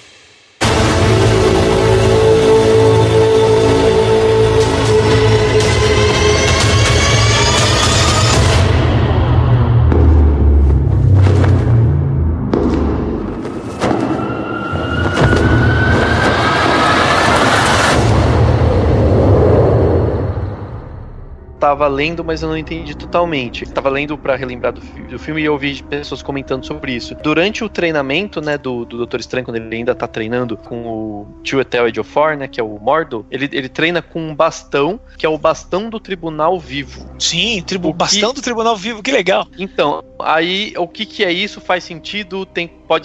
Pode entrar outros personagens por conta disso? Não sei como que é isso. O que é o bastão seria o Tribunal Vivo, né? O Tribunal Vivo, pra quem não sabe, ele é a Marvel, ela tem alguns personagens cósmicos. E eu não tô falando do surfista, não. São entidades que representam conceitos muito mais avançados do que simplesmente um cara poderoso. Basicamente são conceitos mesmo. Esses personagens de escala cósmica, eles têm um nível de poder absurdo. É planetário. O cara destrói um planeta se for necessário, porque ele é uma força do universo. Né? Então, inclusive, o próprio universo é um personagem. Existe uma personificação, que é o universo mesmo. Um dos personagens cósmicos é o Tribunal Vivo, né, que é representado como uma figura humanoide com 3 rostos que viram, né, e um deles é velado, tal, um visual até muito ridículo, mas é um conceito, é o Tribunal Vivo, é o conceito total da justiça e do julgamento. É muito legal que tenha esses links, mas eu acho que não é bem um personagem que vai aparecer, é só mais um conceito, do tipo, o Thanos cultua a morte, é um conceito que ele cultua a morte, ele gosta da morte. Quase que um fanservice mesmo. É como, né? por exemplo, vai aparecer o bastão de Watombe, que é um bastão que aparece nas histórias do Doutor Estranho. Eu não sei se no filme aparece, mas as magias têm nome. As faixas de Sitorak, escudo de Serafim. Então não é que existe um Sitorak ou existe um Serafim. Até existe. Pra quem não sabe, o Sitorak é um demônio que dá o poder pro fanático. Né? Então essas coisas são referências que são legais aparecer no filme. Não quer dizer que vai aparecer um Sitorak ou que vai aparecer um Tribunal Vivo, por exemplo. Entendi. Voltando um pouco aqui pro filme, em termos de maquiagem, né? Eu acho que vale aqui também uma ressalva, e aí vou fazer até um jabá nosso aqui, que é o nosso podcast, né? Que a gente fez o 138, onde a gente falou sobre a profissão de maquiador, que a gente entrevistou lá o Martim Marcias Trudilho, que fala sobre justamente toda essa parte de maquiagem e tal. E eu queria deixar, né, aqui os nomes, né, das pessoas que fizeram a maquiagem do Doutor Estranho, principalmente a Jessica Brooks, a Nicola Buck, a Susan Howard e a Malvina Suvinska, que são as pessoas responsáveis por dar todo esse detalhe de maquiagem que o filme teve, que eu acho que é um dos grandes pontos também, e que pode, não sei, né, se a gente vai ver esse filme também em maquiagem no Oscar, mas é uma riqueza, eu também acho que não, mas assim, mas eu fiquei muito impressionado com a riqueza de detalhe, como eu já falei aqui, a parte dos olhos do Caecilius, né, do Mads Mikkelsen, né, que ele, tipo, tem um olhar todo bem trabalhado ao redor, assim, e tem cenas que eles dão, assim, um close no rosto dele, e você percebe os detalhes, sabe, de que é uma coisa quebrada, e ele tem toda uma textura meio que de pedras por dentro, assim, aquela pele que vem por cima. Então é uma coisa muito bem trabalhada. Além disso, a gente tem também, que pra mim foi uma das grandes virtudes, foi justamente toda essa parte da quebra, né, da mão do Doutor Estranho, que você depois vê todas aquelas cicatrizes e tal, mas e também isso, um detalhe, um requinte ali na hora de você mostrar sempre a mão dele com alguma coisa. E eu acho que isso é um primor, sabe? É um detalhe que você faz, um detalhe visual, mas que acompanha você na história. Não é uma coisa assim que você fala, porra, mas ali naquele momento a mão dele não doeu. Pô, ali naquele momento a mão dele não tava boa, sabe? Então é uma coisa assim que eu acho que toda essa parte de maquiagem vale a pena a gente destacar pra esse filme, porque realmente ele tem uma quê especial, né? Vocês não acham? Sim, sim, eu concordo também. Assim, eu acho que toda a parte visual do filme, né, desde a maquiagem até os efeitos, assim, estão muito bem cuidados e mantém o padrão da Marvel, né, que tem de realmente fazer tudo isso com muito primor e, obviamente, muito dinheiro, como a gente também sabe, né, assim. Mas, não sei, assim, sei lá, eu acho que da parte da questão visual, que se destaca pra mim mesmo, apesar da maquiagem estar muito legal, o que se destaca mesmo é a questão dos efeitos, né? Lá das cidades e tudo mais. Agora, eu acho que uma coisa que é importante, Rafa, porque a gente tá falando da história e elogiando algumas coisas. E eu comentei, né, da questão de que ele segue um by the book muito certinho, né? Tem zero criatividade, né? De certa forma. Tipo, se fosse uma redação de um aluno meu, eu daria 0 de criatividade, porque, sabe assim, não criou nada, não tentou nada, né? Mas eu acho que também, tipo, uma das falhas do filme é que ele tem momentos que ele é muito didatiquinho, sabe, assim, não a parte que ele conta a história, é um filme de apresentação de personagem, tem isso, de contar a história, de falar, isso aqui é isso aqui é aquilo, contar pra todo mundo o que tá acontecendo, isso acho que é ok, tá tranquilo, não é tanto, mas tem momentos em que incomoda, sabe, do tipo, ele fica lá na porta, dele você fala, ele está há horas aqui na porta insistindo para entrar, entendeu? Uhum. E pra mim, assim, não sei por quê, mas a hora que ele volta pro hospital e aí vem o espírito do inimigo dele, que atravessa o portal, entra no hospital e eles ficam brigando em espírito, sei lá, aquilo me deu uma agonia. Eu falei, não é possível, gente, dá desnecessário isso aqui, entendeu? Então acho que é legal de pontuar, ele não é um filme perfeito, ele tem várias coisas que você... E fora a personagem da Rachel McAdams, que, sabe assim, podia ter uma importância um pouquinho maior do que só aquilo. Ela é tipo, ela é quase a princesinha esperando o príncipe voltar, sabe? Então isso incomodou bastante. Eu acho que tem duas coisas aí, né? Aliás, 3, né? Que é justamente a primeira, que é esse banho de coisas clichês que a gente vê mesmo. Os diálogos são muito pautados nessa coisa amorosa que a gente já viu. Mesmo as lições de morais, as filosofias, é tudo muito assim, algo que a gente já viu, né? Sim. É sempre a busca pelo crescimento. Não existe ali alguma coisa que você fala, nossa, que frase magnífica aquilo ali. Não tem. Sim. A relação dele com a Christine, né, que é a personagem da Rachel McAdams, realmente é uma relação assim que você fica meio, legal, eles se gostam, mas ela também, sabe, é uma personagem fraca ali, porque ela não acrescenta muito, ela não é o ponto inspirador para ele correr atrás da mudança dele, por exemplo, não, né?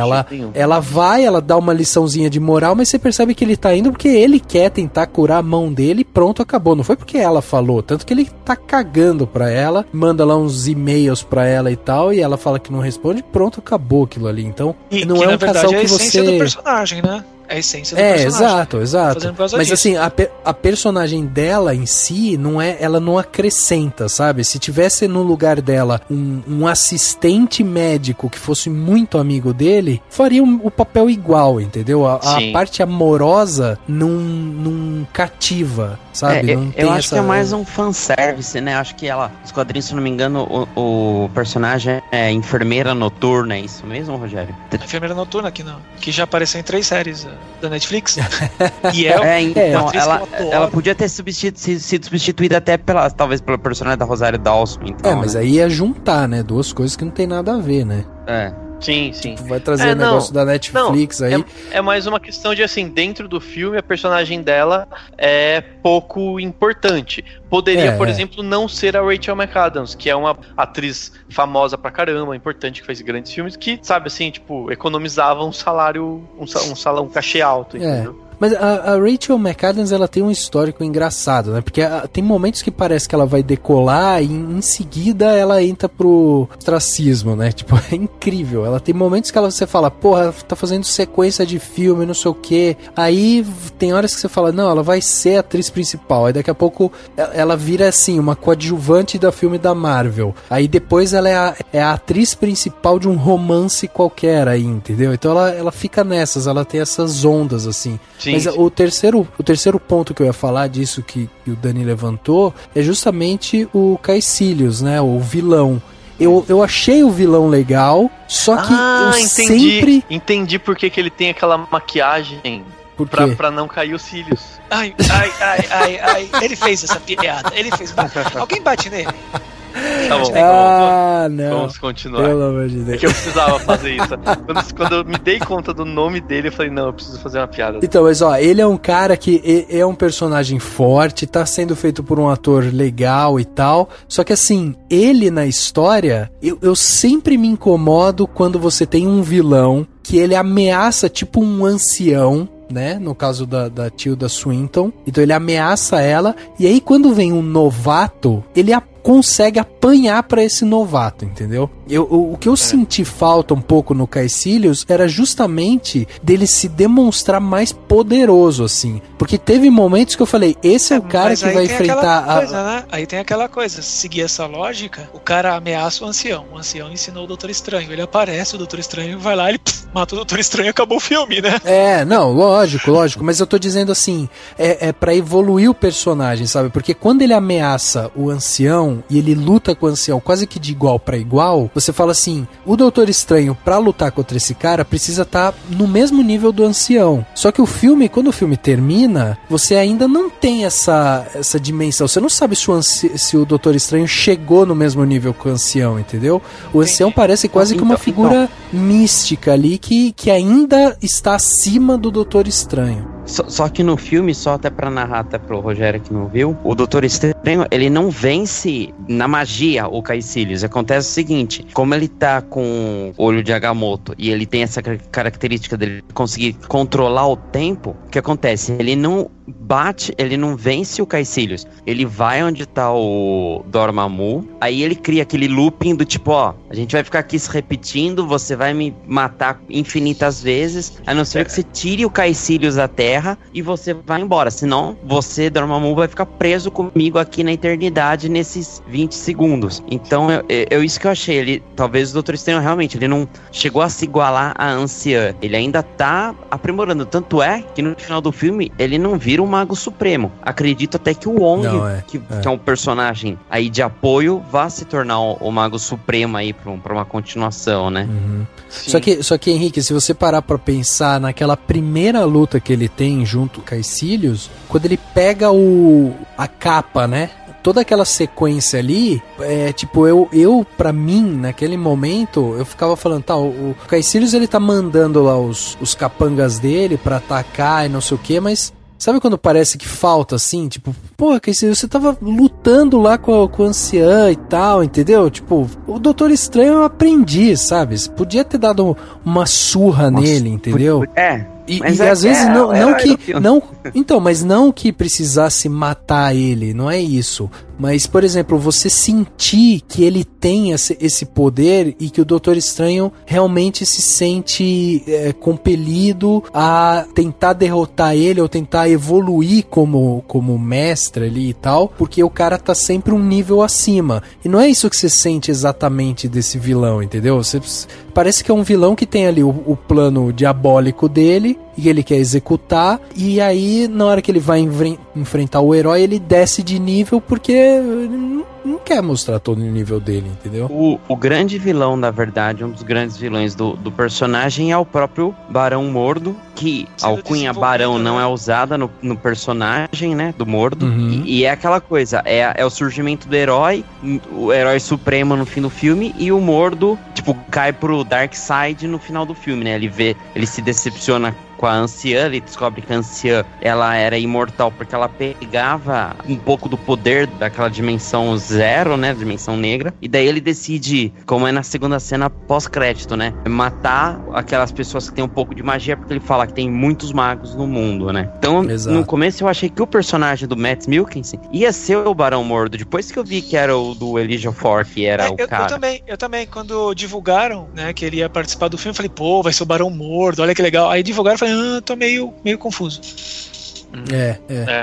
E eu particularmente achei que soou forçado essa transformação do Mordo, assim, sabe? A forma como foi mostrada ficou muito, oh meu Deus, ela me enganou. Aí de repente, né, ele vira. Mas pelo menos também, aí outra recai de novo nos bons atores, né? Tipo, o Chiwetel Ejiofor consegue também dar uma peso legal pro personagem, mesmo tendo isso por parte do roteiro, né? Então acho que tem tudo pra, né, no próximo filme com certeza ele vai estar lá como o grande vilão e acho que tem tudo pra ser um bom vilão. Eu pelo menos gosto desse ator, acho que ele também manda bem.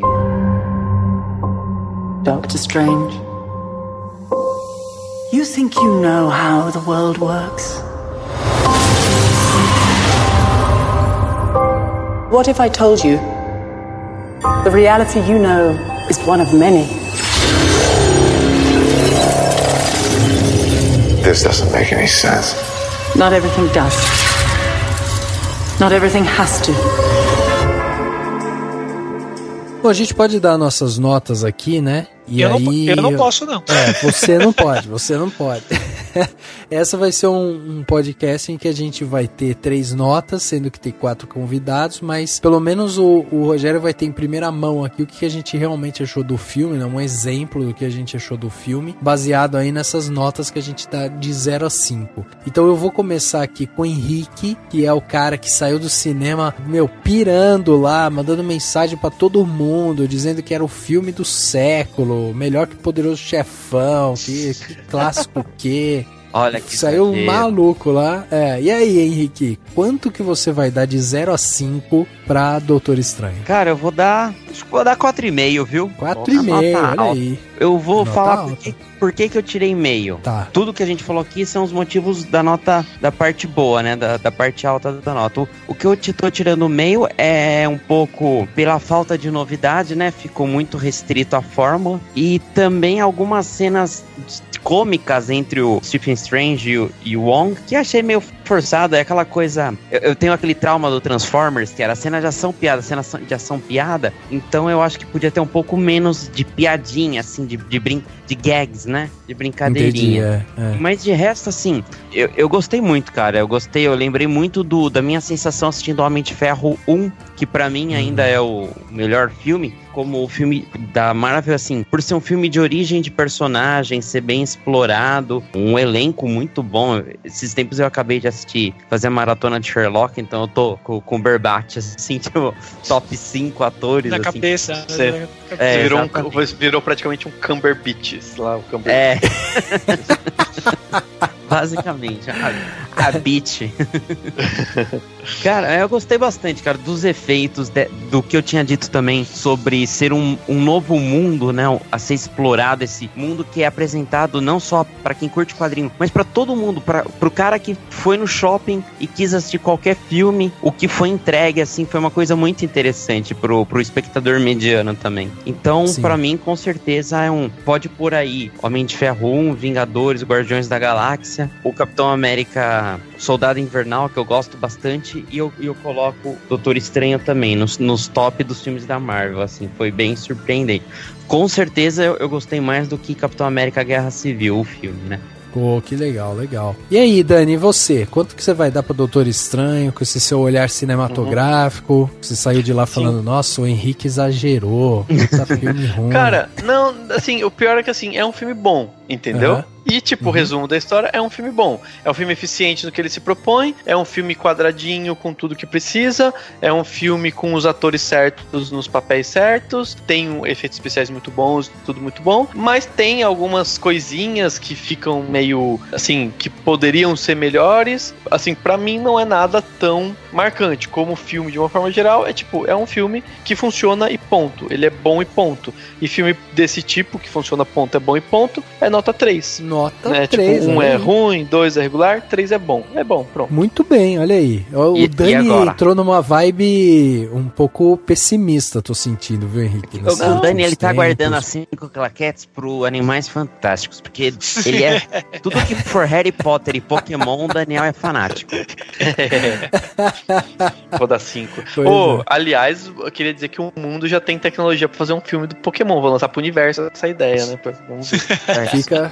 Fica aí o universo, tipo, a dica. Um filme live action ia ser da hora. Bom, eu vou dar aqui minha nota, então. Vou fechar essa nota aqui de nós 3. Vou dar nota 4 pro filme. Eu acho que é uma nota bem dada. Eu tiro basicamente 1 ponto, principalmente por conta dessas questões de roteiro mesmo, né? Os diálogos clichês, essas soluções, assim, que às vezes a gente acaba vendo de uma forma muito repetida. Mas, assim, o que mais me surpreendeu no filme realmente foram os efeitos, toda a parte de maquiagem, efeito visual e tal, tudo isso realmente me encantou, foi o que eu falei. Eu fiquei curioso pra ver como que isso é feito nos quadrinhos, porque realmente a parte cinematográfica eu achei que não deixou a desejar. Eles conseguiram me inserir num universo que eu não conhecia, que a Marvel poderia abraçar. Então, pra mim foi surpreendente nesse sentido, assim. E como eles conseguiram desvincular bem essa coisa do Doutor Estranho estar no planeta Terra, onde aconteceu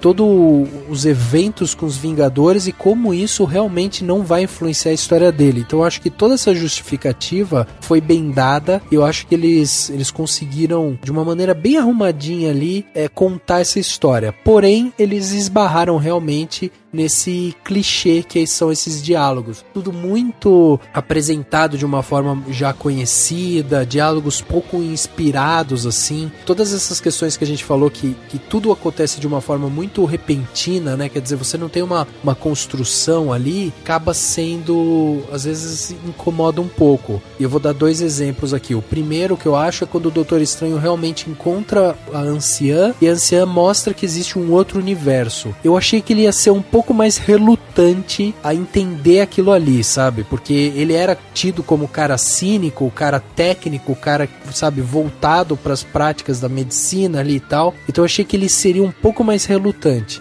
Naquele momento que ele é apresentado, ele fica impressionado com tudo que ele viu, ele já se ajoelha e fala, eu quero aprender isso. Então ele abandona rapidamente aquele conhecimento técnico, apesar dele ficar preso no nome, Doutor Estranho, e ele falar que ele tá preso, né, porque ele gosta da prática da medicina, que ele quer salvar vidas e tal. Então, assim, acaba tendo um pouco isso. E o outro exemplo foi o que a gente já deu também do vilão, né? Quer dizer, da construção desse vilão, que é o Mordor, que ele também, a gente vê que ele tinha uma relação de afetividade com a anciã, mas isso não é muito explorado ali. E aí, de repente, ele... eu estou muito decepcionado e agora eu preciso matar todos os magos do mundo porque eu estou muito decepcionado. Você fala, caraca, eu não sabia que você estava tão envolvido assim com a anciã, sabe? Tipo, ficou uma coisa um pouco fora. Então, assim, pra mim, um ponto sai por isso, mas nota 4 é uma nota bem dada. E se a gente somar aqui o 4,5 do Henrique, o 3 do Dani e o meu 4, o filme fica carimbado aí com nota 3,83, que é uma quase nota... 4, né? 4, quase 4. Quase 4. Então é uma nota muito boa pra um filme de super-herói, até de tudo que a gente viu esse ano, que ainda não... Acho que esse ano a gente ainda não tinha se encantado com um filme desse jeito de super-herói, né? Também, né? Talvez Teve Esquadrão Suicida. Olha, Nossa. eu vou te falar, eu trabalhei com Marvel, e uma coisa que as pessoas nunca lembram, e eu falo pouco, antes de trabalhar com quadrinhos da Marvel, eu gostava muito mais da DC. Eu lia muito mais coisa da DC. Então eu acho muito engraçado quando o povo me trata como Marvete e fala que eu não gosto das coisas da DC porque eu não conheço. Uhum. Quando eu fui assistir Batman vs Superman, teve um cara que falou que eu não entendi o filme porque eu não entendi as referências. Aí eu fui ver a pessoa que falou isso, ela nasceu 7 anos depois de eu ter lido Cavaleiro das Trevas. Então, ao contrário do que algumas pessoas dizem, o Saladino é da Marvel, é da Marvete, ele é amigo do Stan Lee. Eu assisto todos os filmes de heróis que aparecem. Eu gosto de super-herói, pra mim, quanto mais super-herói melhor. Eu fui ver Batman vs Superman, foi uma decepção. Eu comecei a assistir o Esquadrão Suicida, eu falei, putz, agora eles conseguem, e não rola de jeito nenhum. Não rolou, as coisas não estavam legais. Ao contrário, eu não sei se foi o Daniel ou o Henrique, eu gostei bastante do Guerra Civil. Porque aquilo que eu queria que tivesse no filme, eu encontrei. Tinha lá. Deadpool foi uma surpresa. Eu fui editor de Deadpool por um bom tempo. Eu tenho um carinho gigantesco pelo personagem. E quando eu editei, eu falava, esse é o personagem que nunca vai virar filme. E virou um filme surpreendentemente fiel aos quadrinhos. Né? Exato. Assim, tem coisas que a gente olha e fala, não sei, vamos ver. Né? A DC tem me deixado muito feliz com as séries. As séries de TV da DC são, eu acho que uma das séries de super-herói que eu tenho gostado mais é justamente Supergirl.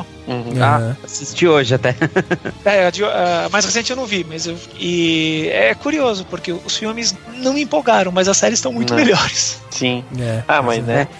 Desculpa, eu falei interessante porque, ser comentado. Eu falei isso porque como eu não vou dar nota, deixa eu falar alguma besteira, pelo menos. E o Rogério comentou do podcast do filme do Batman vs Superman, né? E no podcast do Batman vs Superman, quem gravou com a gente foi a Germana Viana, que é a esposa do Rogério, né? É verdade, olha então aí. Então é um podcast na família já. É isso aí, o Cinemação sendo adotado pela família do Rogério.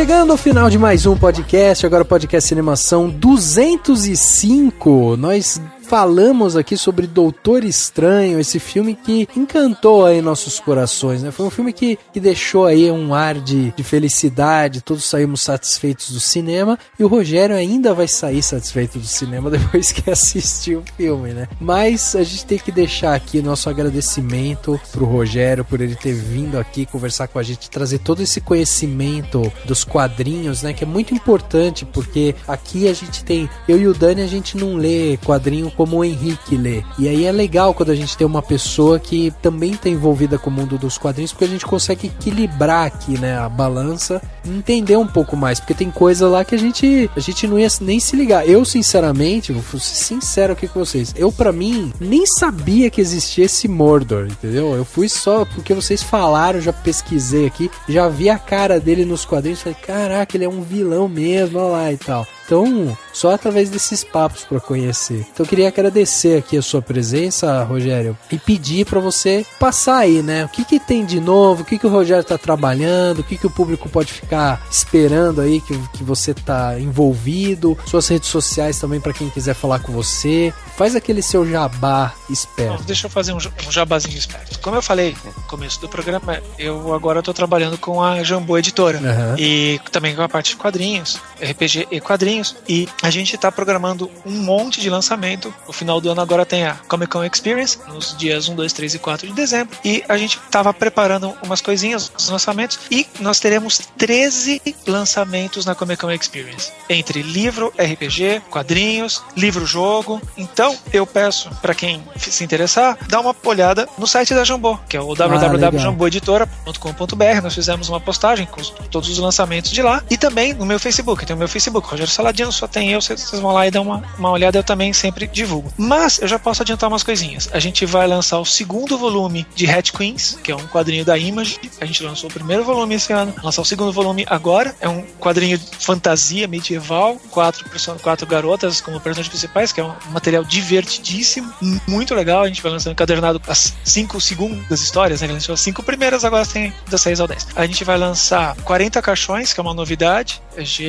É um quadrinho de terror de um desenhista argentino, muito legal. Ele faz referência ao livro Drácula. O quadrinho vai ser pequeno, de 48 páginas, muito legal, colorido. A gente vai lançar 2 títulos novos de mangá, que é Anima e o Mercenários, da Ana Giovanni e da Fran Briggs, também vai estar na Comic Con Experience. A gente vai lançar o Califor, que é um quadrinho baseado no cenário de Tormenta, escrito pelo J.M. Trevisan e desenhado pelo Mango. Vamos ter P-Soldier, que é do Marcelo Cassaro e do Francisco, ou seja, aí vocês já ouviram 6 quadrinhos entre nacionais e importados. Aí, fora isso, a gente vai ter livros de RPG, a gente vai ter o Dragon Age RPG, baseado no videogame Dragon Age. Você pode jogar no cenário Dragon Age. A gente vai ter o Mundo dos Deuses, de Tormenta. A gente vai ter 2 livros-jogos. Sabe aqueles livrinhos que você ia lendo? Se você quer abrir a porta, vai para o número tal. Você quer virar à esquerda, vai para o número tal. Sim. A gente vai lançar 2, um que já tinha esgotado, a gente relançou, e outro que a gente vai lançar novo, porque nós vamos trazer o criador desses joguinhos, o Ian Livingstone. Ele vai estar na Comic Con Experience autografando. Nós vamos lançar mais livrinho dele. A gente vai lançar também um escudo de mestre para Tormenta. E o Crônicas de Tormenta volume 2, que é um livro com contos que se passam dentro do cenário de Tormenta. Ou seja, é lançamento para todo tipo de gosto. Pois é. Bem legal, muito Rogério, legal. se as pessoas quiserem entrar em contato com você, quiserem mandar aí ideias, né, para quadrinho, quiser conversar com você sobre quadrinho, trocar uma ideia, qualquer coisa assim, qual que é a maneira mais fácil de chegar até você? É Facebook, é Twitter, é e-mail, site? Olha, eu trabalho em casa, né? A Jambô é uma editora em Porto Alegre, eu moro em São Paulo. Eu trabalho em casa no computador. Muito do meu trabalho envolve ler, revisar, traduzir, etc. Então dá pra fazer no computador. E às vezes eu fico até tarde da noite no computador. E eu trabalho sempre com o Facebook aberto. Legal. Eu até de vez em quando entro no Twitter e tudo, mas a maior forma de entrar em contato é no Facebook. E eu falo que eu sou um dos piores usuários do Facebook, que às vezes eu demoro um tempão pra responder, porque eu deixo o Facebook aberto e vou fazer outra coisa. Então, Mas uma hora eu respondo. Tá, então entra no meu Facebook e manda mensagem lá que é assim que possível eu respondo. Show de bola, muito bom. Muito obrigado então, Rogério, por você estar aqui com a gente, por ter batido esse papo, foi realmente muito bom e eu agradeço demais, tenho certeza que em breve estaremos aí, outros participantes aqui, né, do podcast também vão estar aqui para conversar contigo e tal. Acho que foi um papo muito bacana, eu só tenho que agradecer sua disponibilidade de vir conversar aqui com a gente e tal, dispor desse tempo para dividir um pouco com a gente aí sua visão, né, de cinema, de quadrinho e tal. Então muito obrigado mesmo. Eu agradeço o convite, eu gosto muito de falar de cinema, eu gosto muito de falar de cinema, eu gosto de falar muito, vocês perceberam. E estamos aí, falar também de quadrinhos, material que eu tô trabalhando, se vocês também tiverem interesse, estamos aí. E terror, se vocês quiserem falar qualquer coisa de terror, eu tô aqui. Tá? Eu tô aqui, eu vejo terror eu vejo os filmes de terror que foram feitos desde 1928 até agora, acho que o de 28 foi o mais antigo que eu vi, e eu adoro terror, é um assunto que eu acho muito legal. Então, estamos aí, quando vocês chamarem, eu venho. Legal, muito bom. Valeu, Rogério, valeu, Rafa, valeu, Henrique, e pra todo mundo que tá ouvindo, só uma coisa a dizer, até semana que vem. Até semana que vem. Então. Valeu pra vocês três e chega de filme de super-herói esse ano, hein? Chega, é verdade. Chega. Acabou. Chega por esse ano, só no que vem agora. O podcast Animação 205 fica por aqui e a gente se vê no próximo.